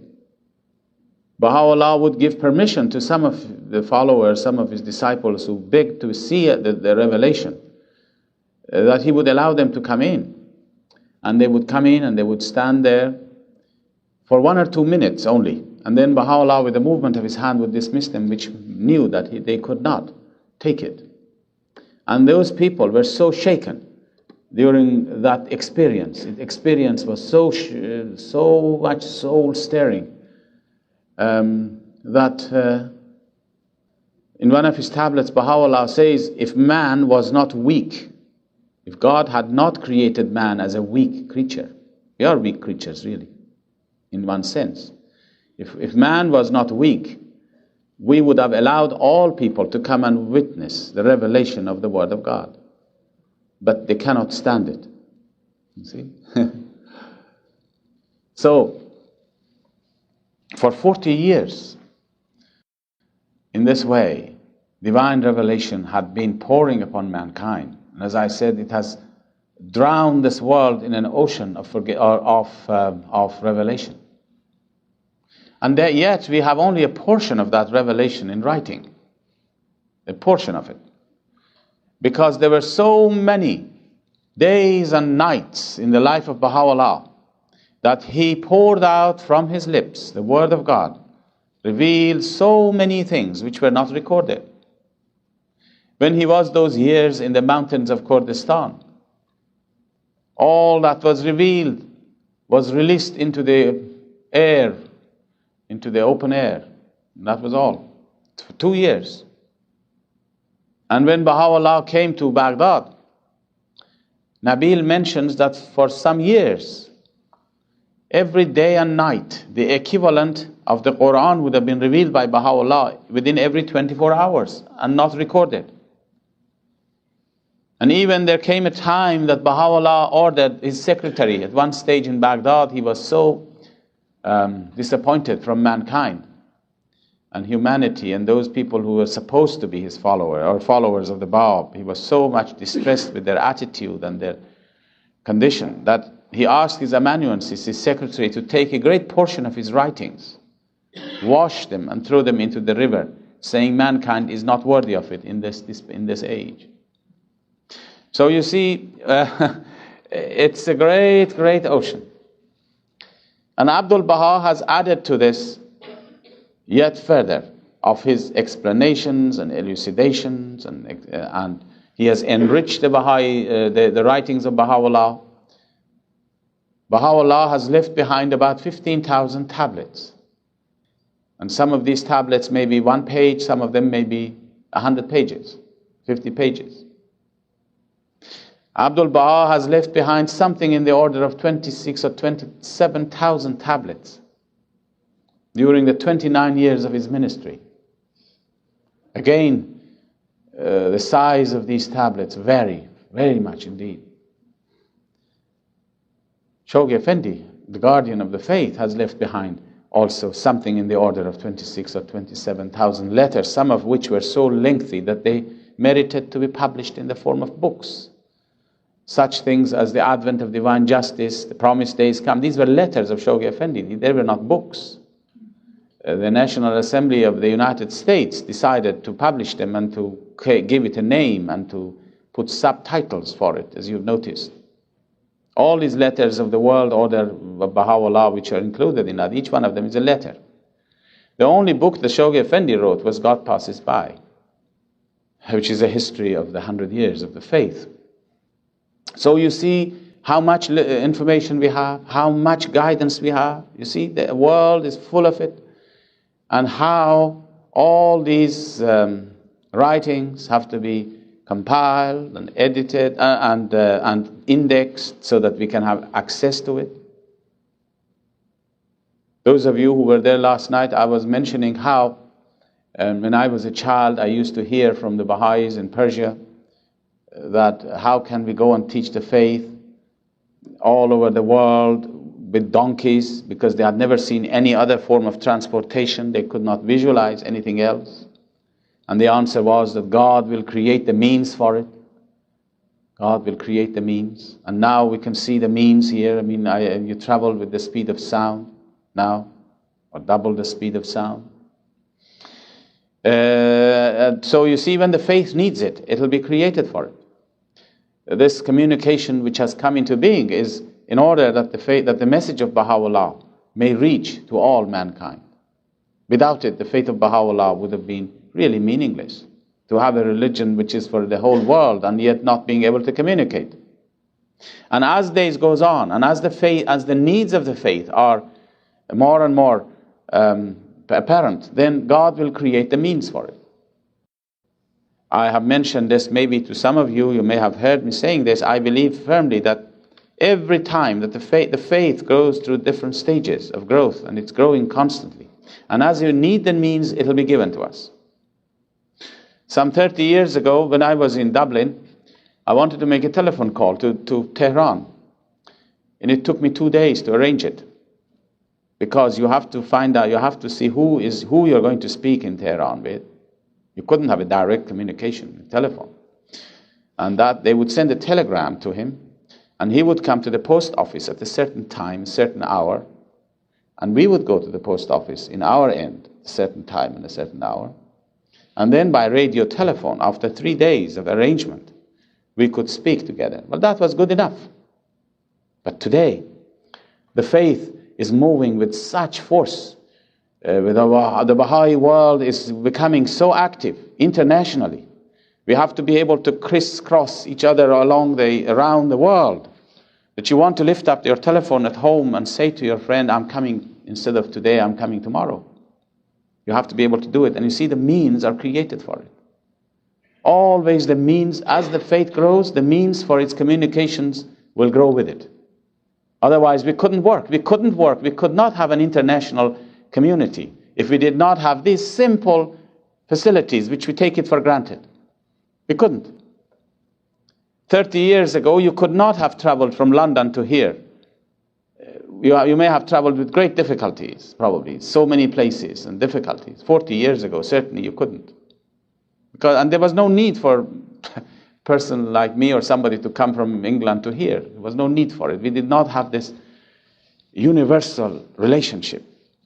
There was a time that the faith was local in its functioning. When I was a young person, the faith has a local characteristic.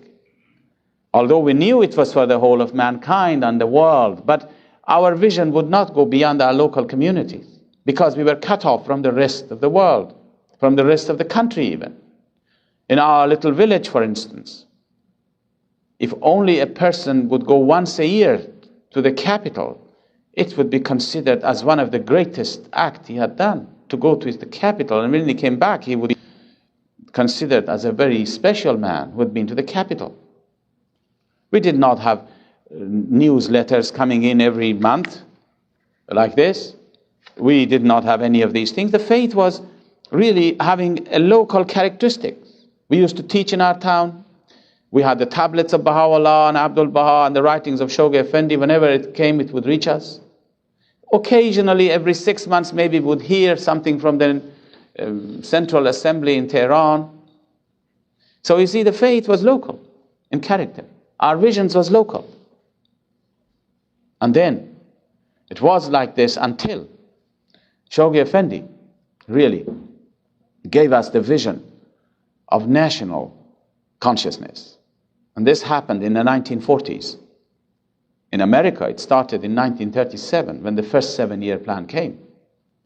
And then in here, they acquired a consciousness that you shouldn't be concerned with your own town, but that you should be concerned with the whole country. But in the rest of the world, it was in the Shoghi Effendi gave plans to various countries. And in those days, there were 7 or 8 national assemblies only. And to these 7 or 8 national assemblies in the 1940s, Shoghi Effendi gave them a plan to extend their teaching activities in other towns. And the idea occurred to us that we can and we should communicate with each other. And then the national communication was such that we could go from one town to another. We had then cars coming in, we could travel from place to place, from one town to another. And we acquired gradually, until 1953, we acquired the national consciousness. The faith rose up from a local level into a national level. In every country in the world, began to act as one nation. You could see that. People pioneered from one end of the country to the other to form local spiritual assemblies. And so he rose up from that state of local into national. And it wasn't until Shoghi Effendi launched a 10-year crusade with which he brought the whole world together. And it didn't happen right away. It happened 10 years later. In 1963, when we had this Jubilee celebrations in London, in the Albert Hall in London, when we realized we became an international community, we acquired a consciousness of international consciousness. Then it was the whole world. Baha'is began to travel from one end of the world to the other. We used to send pioneers from one country to another country, one end of the world to the other. But in the 1940s, it wasn't even conceivable that somebody could pioneer, say, from Persia to England. It was impossible to even think about it. You wouldn't think in such terms. If you wanted to pioneer, you would only go to a town in your own country. So you see how we raised from local into national into international community. And as we rose in these conditions, the world facilities, the physical facilities, rose with it. When we became an international community, we needed to communicate with each other on an international level. And gradually, these facilities were created for us. You know, I was talking about the writings of Bahá'u'lláh. I was saying how vast it is. I was talking about the writings of Abdul Baha, saying how vast they are. And the same thing with Shoghi Effendi's. But do you realize that during the lifetime of Shoghi Effendi, who was the guardian of the faith, none of these writings were indexed. None of them. None of them was in a form that you could try and say, I want on such and such a subject, what Baha'u'lláh has said about this, that you could find it. All this great many writings, it was not indexed. And Shoghi Effendi did not need it to be indexed. He was divinely guided. You asked him a question, he would reply to you. He would say, this means this, and that means this, and you should do this, you should do that. But when the House of Justice came into being, in 1963, it was a different story. The House of Justice realized that they could not work, they could not give guidance unless they knew what Baha'u'lláh had said on that subject, what Abdul Baha had said about that subject, what Shoghi Effendi had said about that subject. But how were they going to find it? With all this writings of Baha'u'lláh, which is an ocean, I described to you the immensity of the writings. How can they pass a resolution without looking at the writings? They couldn't. And so, the first thing they did was to have this research department established. And in this research department, the first thing they did, they began to index the writings of Shoghi Effendi, or how they did it. I remember looking at the way they were working in those days, 1963. They would read the letter of Shoghi Effendi and they would see in one page there are 5 questions, 5 different subjects. Well, the ideal thing was to take 5 copies and put each one in a file. That's what you would do. Each one a different subject. Now, do you realize that perhaps you may be surprised to hear this, but something very simple nowadays we have, and it's called a photocopier. Well, that machine became available commercially just at the time that the House of Justice came into being. Before that, it didn't exist. And if we didn't have that simple, straightforward machine, how would you be able to copy 26,000 letters, each page 5 times? Put it in their files. Impossible. It came just in time. It didn't come at the time of Shoghi Effendi. He didn't need it. But as we needed it, it came into being. And I remember when they were making these indexes, someone told me, he said, we have got now 500 subjects on a master index, the card indexes. 500 subjects. How can you remember them? How can you know which is which? You will forget it tomorrow, what you have written on the first page. The mind could not conceive it, could not take it. And then came the computer.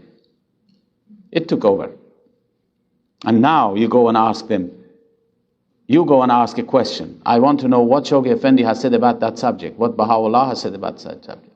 You just ask them, and this is what the House of Justice does. As soon as you ask a question from the House of Justice, they will ask their research department to see what Shoghi Effendi has said about it, if any, what Abdul Baha has said about it, if any. And with the press of a button, you get the answers where to look for them. And it is copied, put in front of the members of the House of Justice. They know now what is involved.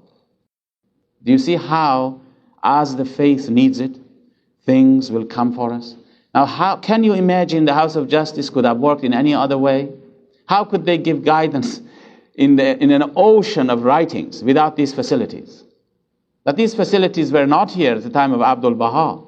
These facilities were not here at the time of Shoghi Effendi. They came into being just in time. And I can assure you that as time goes on, and as the speed of the growth of the faith increases, and when great numbers come into the faith, and we are going to be faced with complexities of administration, which we now cannot even imagine how we're going to handle it, facilities will be created for us. The world, all these things will be solved. God will create the means. I told you this yesterday. This is what I remember I heard this when I was 8 years of age.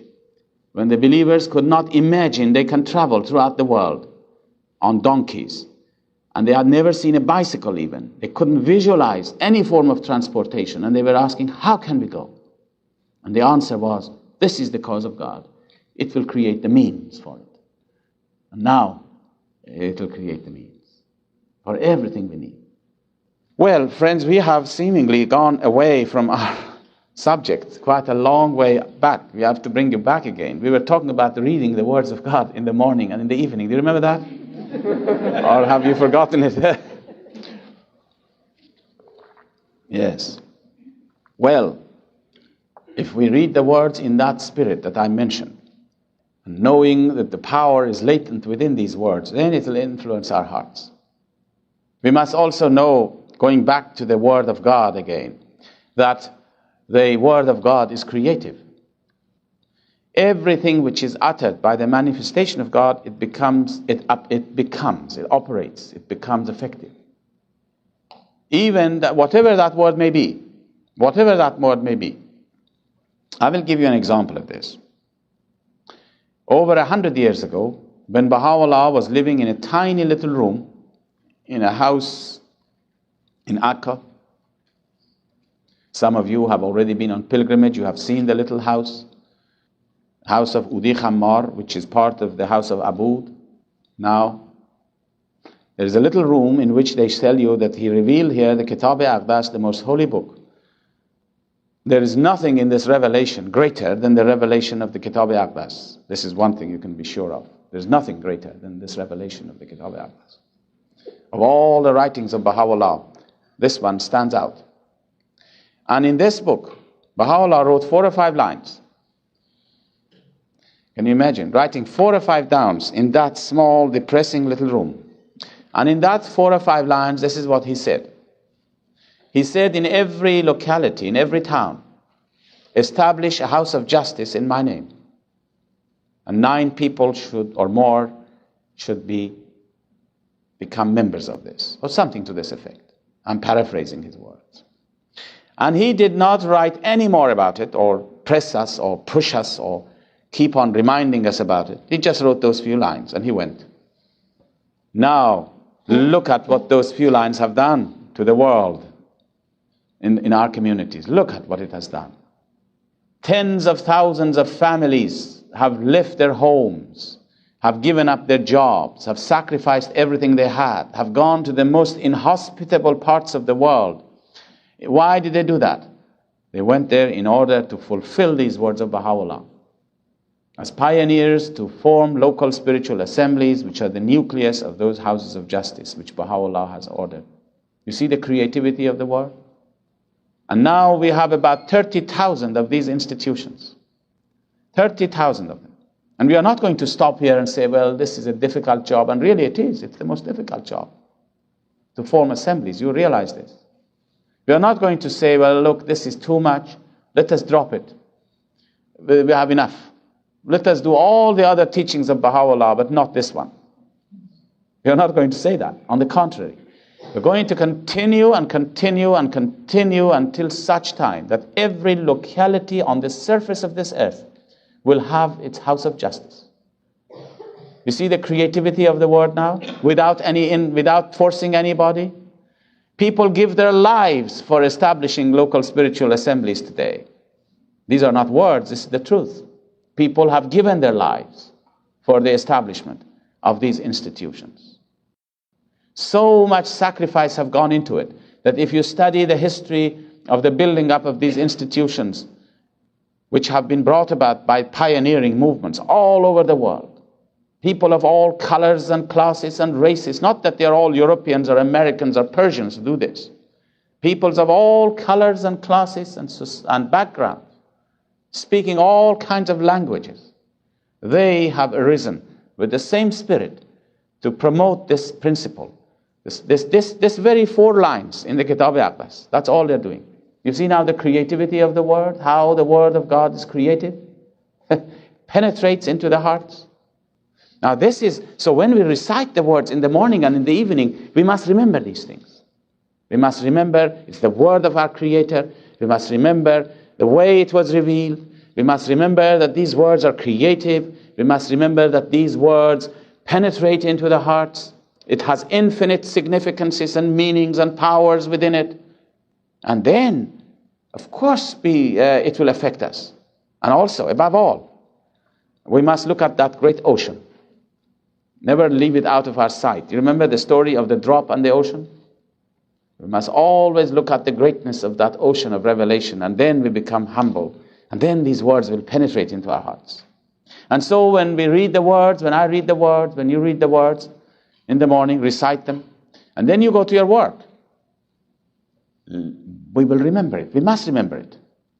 And when you are dealing with business, in your business, whatever it is, from time to time, let the thought of Bahá'u'lláh come to your mind. Let it flash into your mind, Bahá'u'lláh, his words that you have read this morning. Just flash it. It comes as a flash in your mind, and it becomes like a sharp electric impulse in our bodies. And even the man who is looking at you is not a Baha'i. He could notice a difference in you. There is something happens. You just are a different person. You've just been in communing with him in that instant without interfering with your work. And so you see, in this way, the food is being digested now. What you have read will penetrate into our hearts. And then you become hungry when you get home to read more of the words of God. When we started this sort of discussions and talks in some European countries, especially in Ireland that I live there, and the Irish people are very, very spiritual people. Very spiritual people. they took it to heart. And one of them asked a question, a very genuine question. He said, look, in the mornings, I have in such a rush to go to my work. I can't read the writings. And of course, you realize this. The Bahá'u'lláh says you must read it in the morning and in the evening. If I don't read it in the morning, and then the evening comes, I have, as if I've gone out without my breakfast, spiritual breakfast. And I'm afraid Bahá'u'lláh had not said that it doesn't matter if you didn't read it in the morning, it doesn't matter, lump them together and read it one go. He says in the morning and in the evening, I'm sorry. And there is a reason for it is, as I mentioned today, it's that these words may penetrate into our hearts. Just like food that you eat, you have the food in the morning, you have to take the food in the evening. So, it's very important. When I go to my office and I'm very busy and I have not read the words in the morning, and then the morning comes and goes, and then when I go home, I've missed reading the writings. And they said, what are we going to do? Because some people said, we can't do it in the mornings. We can't get up earlier. There we are. And we are tired in the mornings. You know, some people stay very late nights for some reason. And then in the mornings, they can't get up. I've seen many of them like that. Especially in summer schools, it's like this. Always the classes in the morning is absolutely empty. And people, to such an extent that I know in some countries, they have come to the conclusion that classes in the morning shouldn't start until 11:30. They just can't help it. No matter what they do, people are staying till 3 in the morning, 4 in the mornings, having all kinds of fun and talks and late night sessions. And somehow people like late night sessions, as we call them, you know, which is informal, sitting together and talking, than the official lectures. So, now, what are we going to do, he said. He said, I'm tired in the mornings. No time. Well, the idea came, why not take a book with you to your office? You can't let this day pass without reading the words. So take a book with you, one of the writings of Bahá'u'lláh. And so it became customary for some people to take the hidden words with them. And then they find 10 minutes to sit down at some place and read it. You see, this is important to be serious about it and to be regular. It's no use to read it this week and then next week saying, oh yes, we must read every day. I read last week one passage, I'll read one passage this week. You know, it's just saying I've eaten my food last month and I'm going to have another feed today. You know, Bahá'u'lláh has said every morning and every evening. And he said, if you don't read it, you are not faithful to the covenant of God. I tell you a story. 2 months ago, we were in Paris. And we were staying with some friends. My wife and family, and we were all staying with some friends. We had an Irish young lady who we knew, she was in Paris also. And we invited her to come and stay that night with us so that we could see her. Oh, she said, I would love to come. But she said, I'm in town now. I can't go home. I have no pajamas to bring with me. I have no toothbrush. Oh, these people said, we'll give it to you. Doesn't matter. Come on in. She said to me, you know, there is another problem. Now, all of this happening to visiting. I said, what is the problem? She said, these people we are staying with, they have no English books. No. She said, I must read the writings tonight and tomorrow morning. I have no books with me. Have you got an English book that you can give it to me of the writings of Bahá'u'lláh for tonight and tomorrow morning? So that she could come and stay. You see now how serious it is? This is how they have taken it to their hearts. And now the faith is growing there with beautiful qualities of people coming into the faith. Now, all of this is really because we are turning to Bahá'u'lláh, obeying him, his teachings, obedience. If he is the voice of God, then he must be obeyed. Obedience. So now, so much about reciting the words in the morning and in the evening. And you know why we said all this about reciting the words in the morning and in the evening? Why this? How this came about? You remember? We were talking about the soul. We talked about the spirit of faith being born this morning. We talked about how the spirit of faith is born. How our soul becomes pregnant, becomes fertilized by the influences of the revelation of Baha'u'lláh, and how it will give birth to the spirit of faith. And then we said, now that you have given birth to, like a mother who has given birth to a child, you have to feed it. That's why we talked about so much about reading the writings of Baha'u'lláh. And we also, I want to remind you again, there's a great difference between the writings, like tablets of Baha'u'lláh, and his prayers. Prayers are different things, and writings are different things. And we said this morning how opposite of each other they are. You remember that. Now, I want to go a little further. It's not only that we should read the writings and then everything will be fine. We have to do other things.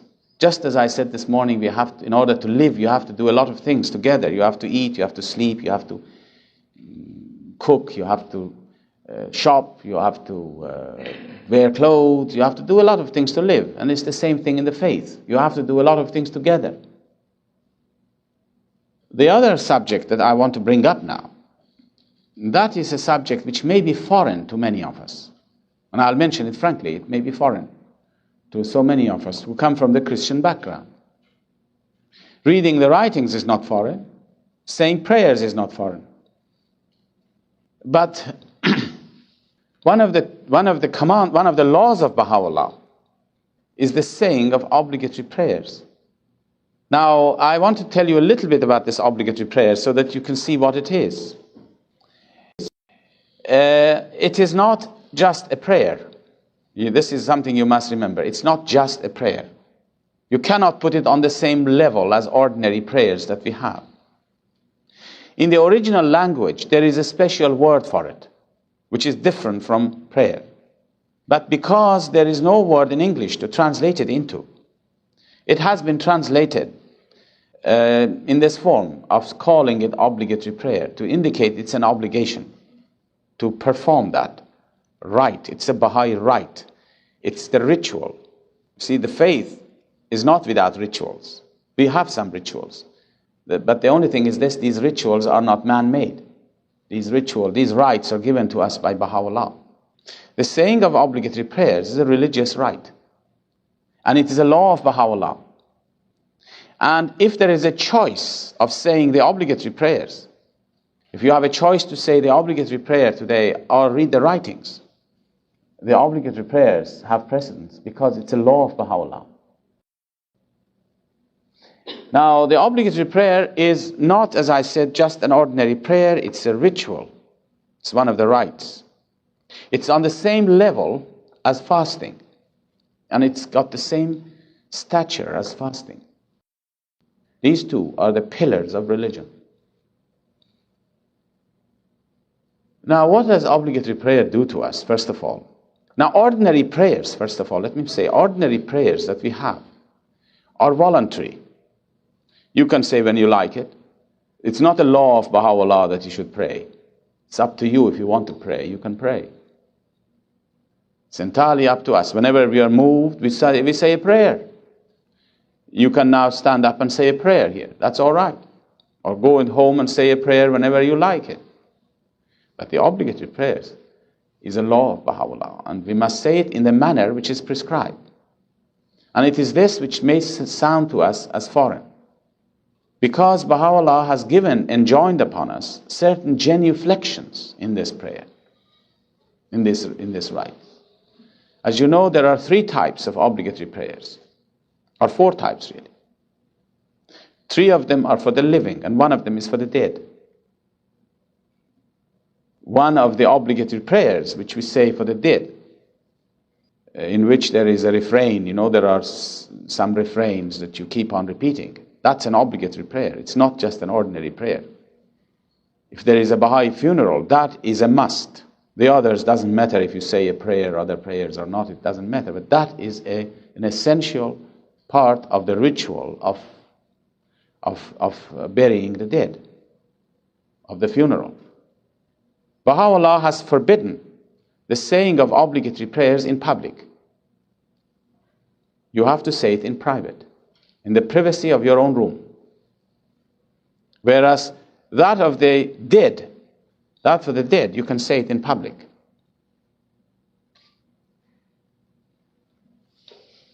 The obligatory prayers, as you know, there are 3 of them. One of them is the long obligatory prayer, which is a very beautiful prayer. And one of them is the medium one, and one of them is the short one. The long one, of course, you say it once in every 24 hours. The medium one, you say it 3 times a day, certain times, morning, noon, night. The shortest one, which is the simplest of all, really, it's a very simple thing, and Bahá'u'lláh, through his bounty, has been very, very kind to us. To some businessmen who are so busy they have no time for these things, they can say it at noon if they remember it. And he says if they forgot it, they could go up to sunset.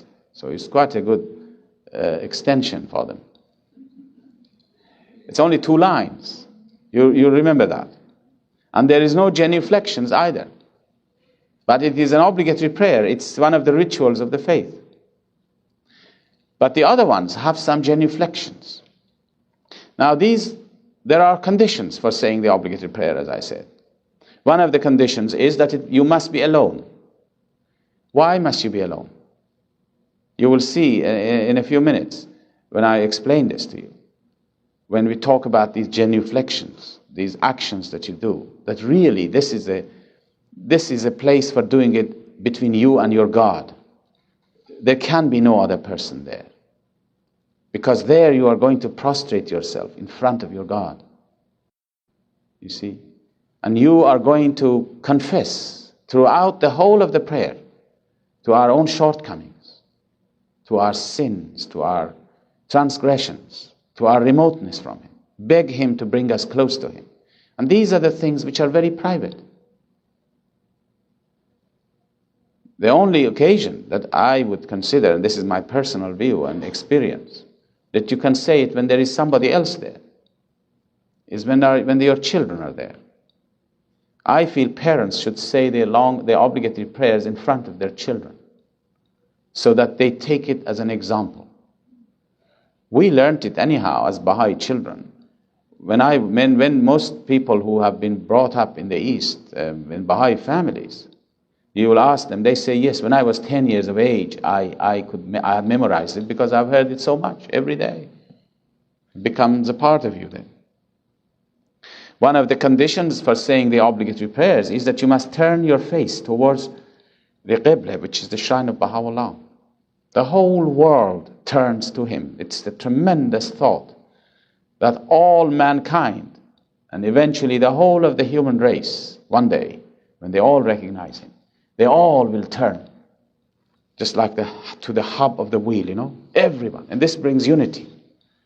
Everyone turns to the shrine of Bahá'u'lláh, wherever you are. Now, these genuflections that must go with it, with the long and the medium obligatory prayers, they are symbolic.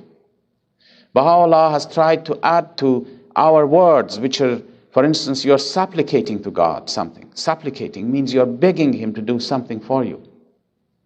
And He has introduced these symbolic actions. You raise your hand when you supplicate to God. When you want to express your humility to Him, utter humility and utter nothingness to who? To God, to your Creator. Not to man, but to Creator. That's why you're alone. You prostrate yourself before your God. And you say those words indicating your utter nothingness and your humility before Him. And that raises our consciousness with these actions of what we are really saying to our God. We are doing it. We are showing it in action. It heightens one's consciousness of the words, provided we can understand this. Well, so you see how important this is to us. The obligatory prayers, to become used to become familiar with it, and knowing it's not something which is done in the public, but you do it in private. Baha'u'lláh and Abdul Baha have told us that if the believers do not say their obligatory prayers, they can never get close to Baha'u'lláh. No matter what else you do, this is one of those conditions.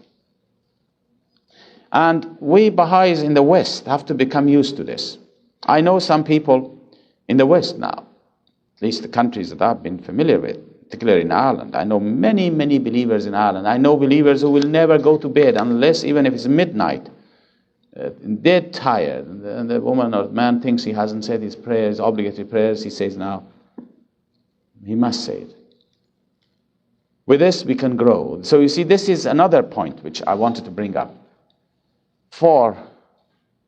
We were trying to enable our faith to grow, wasn't it? The whole idea was to see what should we do that our faith may grow. Well, this is the second step, really. Or the first step. This should be the first step. And reciting the writings become the second step. But they are of similar nature. Now, prayers, we can say when you like it. And then comes the study of the writings. Now, study of the writings and reciting the writings are two different things. We must not confuse them. Because when you recite the writings in the morning and in the evening, you are really taking your personal food, your spiritual food. Although you learn from it as well, I'm sure you learn a lot of things. But the purpose of it is not to learn things. When you're reciting the words, the purpose is to receive the spiritual food. This is the communication receiving from your Creator. And you are eating your spiritual food.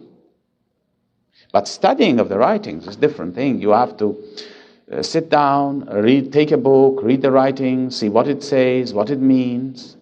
Read another book to understand this part that you don't understand. Ask from somebody a question, what does this mean? Read the history of the faith. Join these things together, go and make research, ask from people, take part in seminars. This is where we study the writings. And the more we do that, the study of the writings will enable us to see more and more of the greatness of that ocean I was telling you, the ocean of the revelation of Baha'u'lláh. If you want to see that ocean like the drop did, you remember the drop of the rain when it saw the ocean. If you want to see that, you have to study the writings. And one of the very important things we must study are the words of Shoghi Effendi.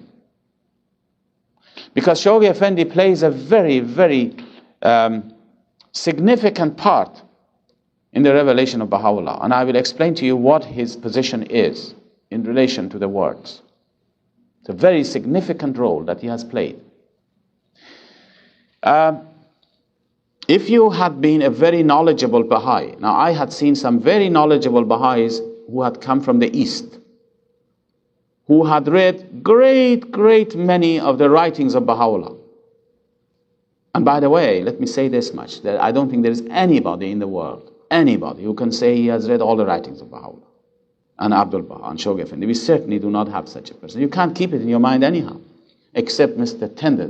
Anderson. He has got all the indexing done, and he's marvelous, really, marvelous. But you'll forget it, and you read it, and you will have to... there's nobody who can say he has read everything. I was so delighted to see Ted here. I'd met him about 12 years ago in Canada, and it was a very beautiful experience to go and see him. And now it was great joy to see him at the airport when I arrived. You know, I'm going to miss you all when I'm going there to Europe. How am I going to do it? I don't know. It's such a beautiful experience to come and meet with all the beautiful faces here. And it was a great privilege and joy for me to see today some of your early believers, the first believer and the first native believer. You do not realize who they are. Of course, they are the most humble servants of Baha'u'lláh. But you know, history will record this in the future. And I'm sure the historians will want to know who were these people, what were they like, what they were doing. And the same thing with all of you, with all pioneers in every town, those who pioneer from town to town.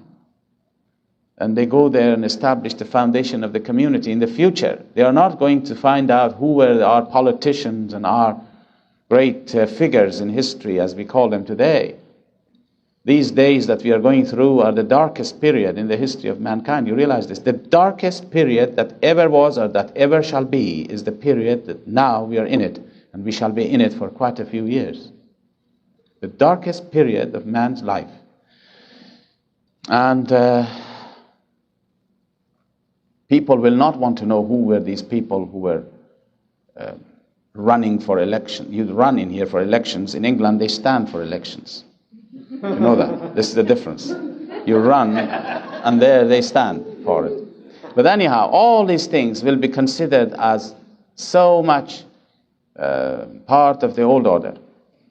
But what will be remembered is the wonderful band, the small band or a lonely person of Baha'is who have been in localities and places and towns, villages, far, far remote areas of the world, trying to build up, and they built up eventually, and we will build up great, great institutions for mankind. And then they want to know who are these people? Who were these people? And if they find a little scrap of paper, if they ever come across it, that there is a little information about that, they are going to grab it from each other to know something about you people.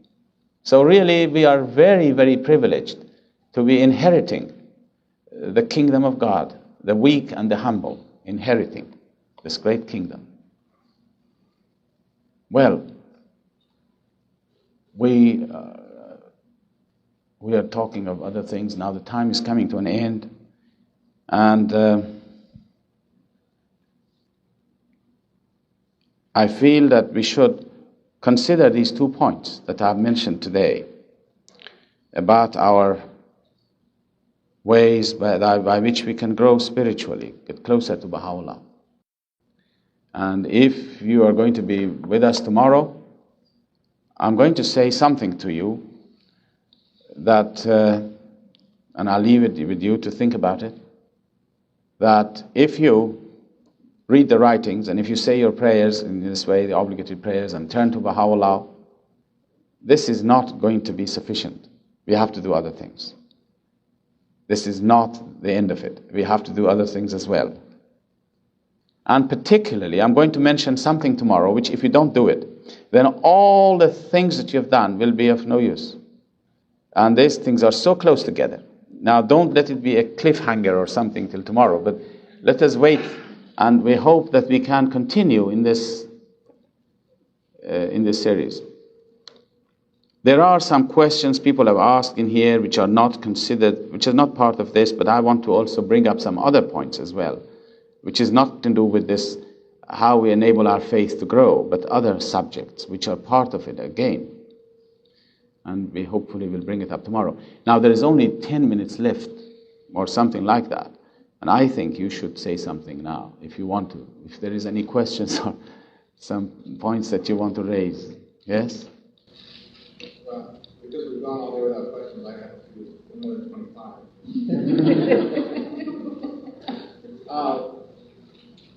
Can you explain a little more what you mean by praying without desire? I came across your statement on that, and something you wrote very similar to what you're saying now and I never understood that. In fact, up until that point, I thought, hey, well, here it is. I've never seen it all laid out so well. How you actually acquire Baha'i characteristics of the desire, acquire sort of things. So I read that. Then I said, oh. No, you see. Praying without desire. Well, I don't know what that means. So Now, I'll explain this to you as best as I can. First of all, you can pray in any way you like, with all the desires in the world that you have in it. There's nothing wrong with that. We have to do that most cases. We mostly, when we pray, we want something. You're in difficulties, you pray.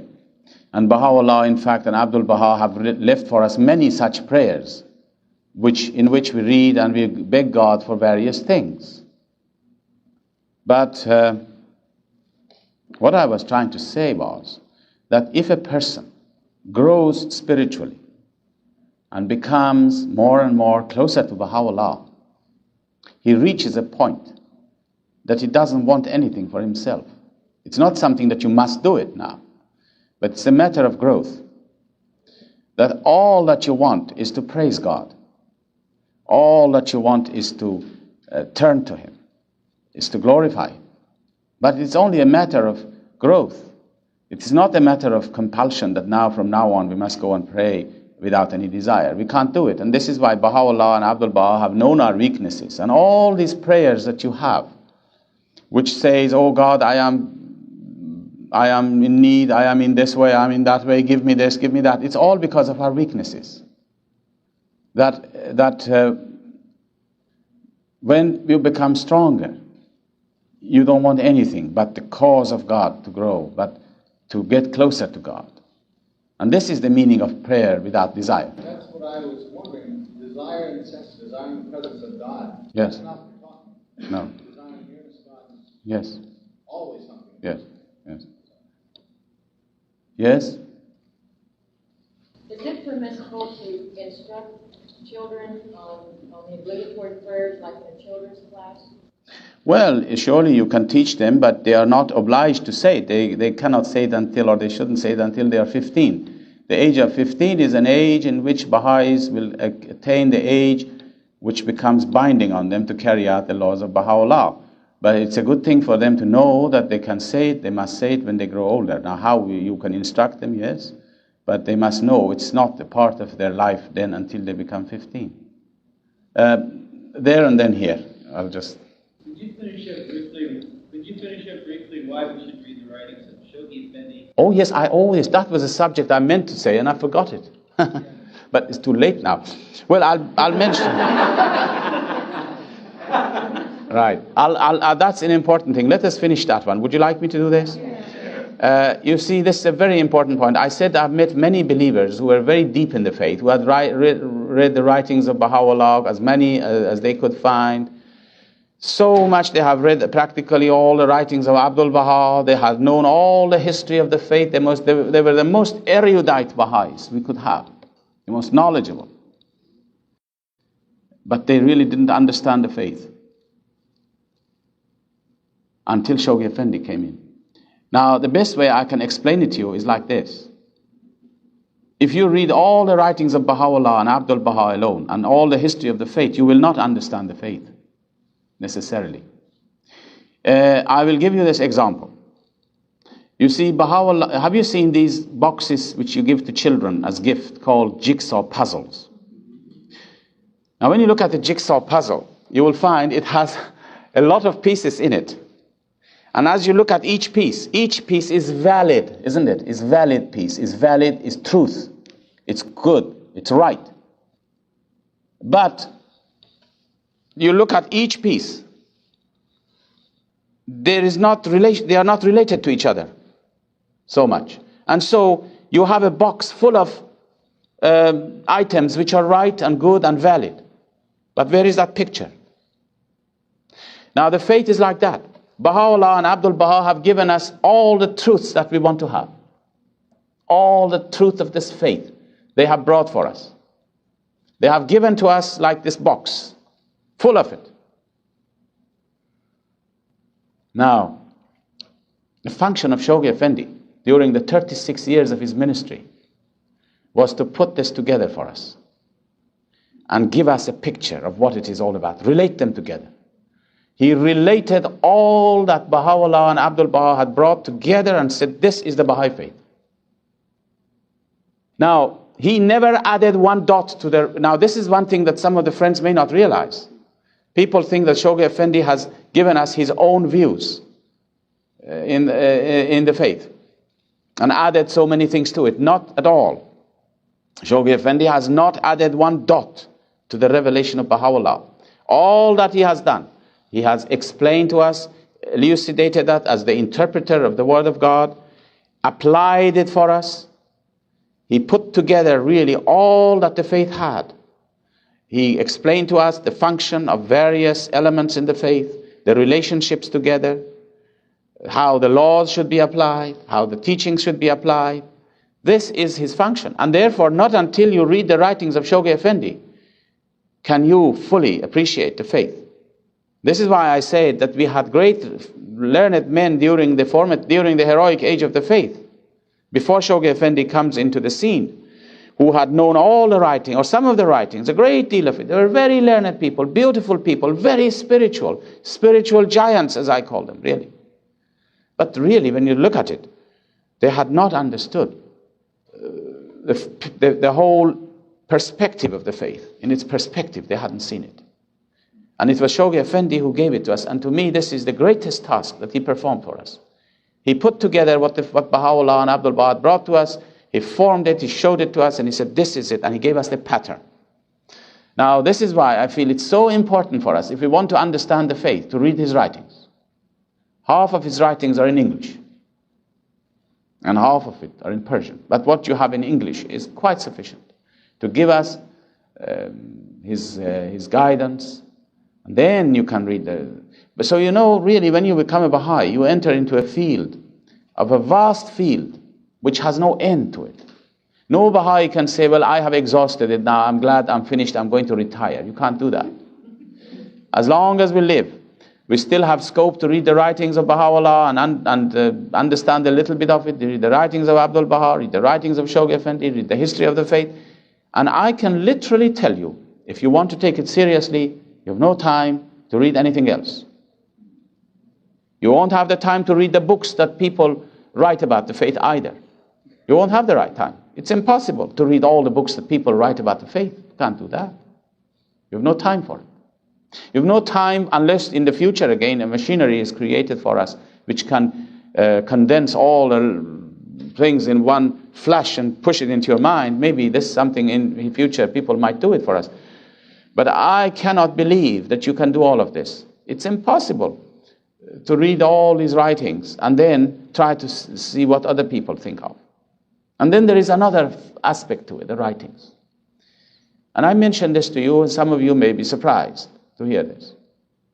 If you read the writings of Bahá'u'lláh and Abdul Baha and Shoghi Effendi, you don't need to read anything else. You will understand everything. And of course, I'm not saying you shouldn't learn science and technology. Baha'u'lláh says we must learn science and technology and all the sciences and arts.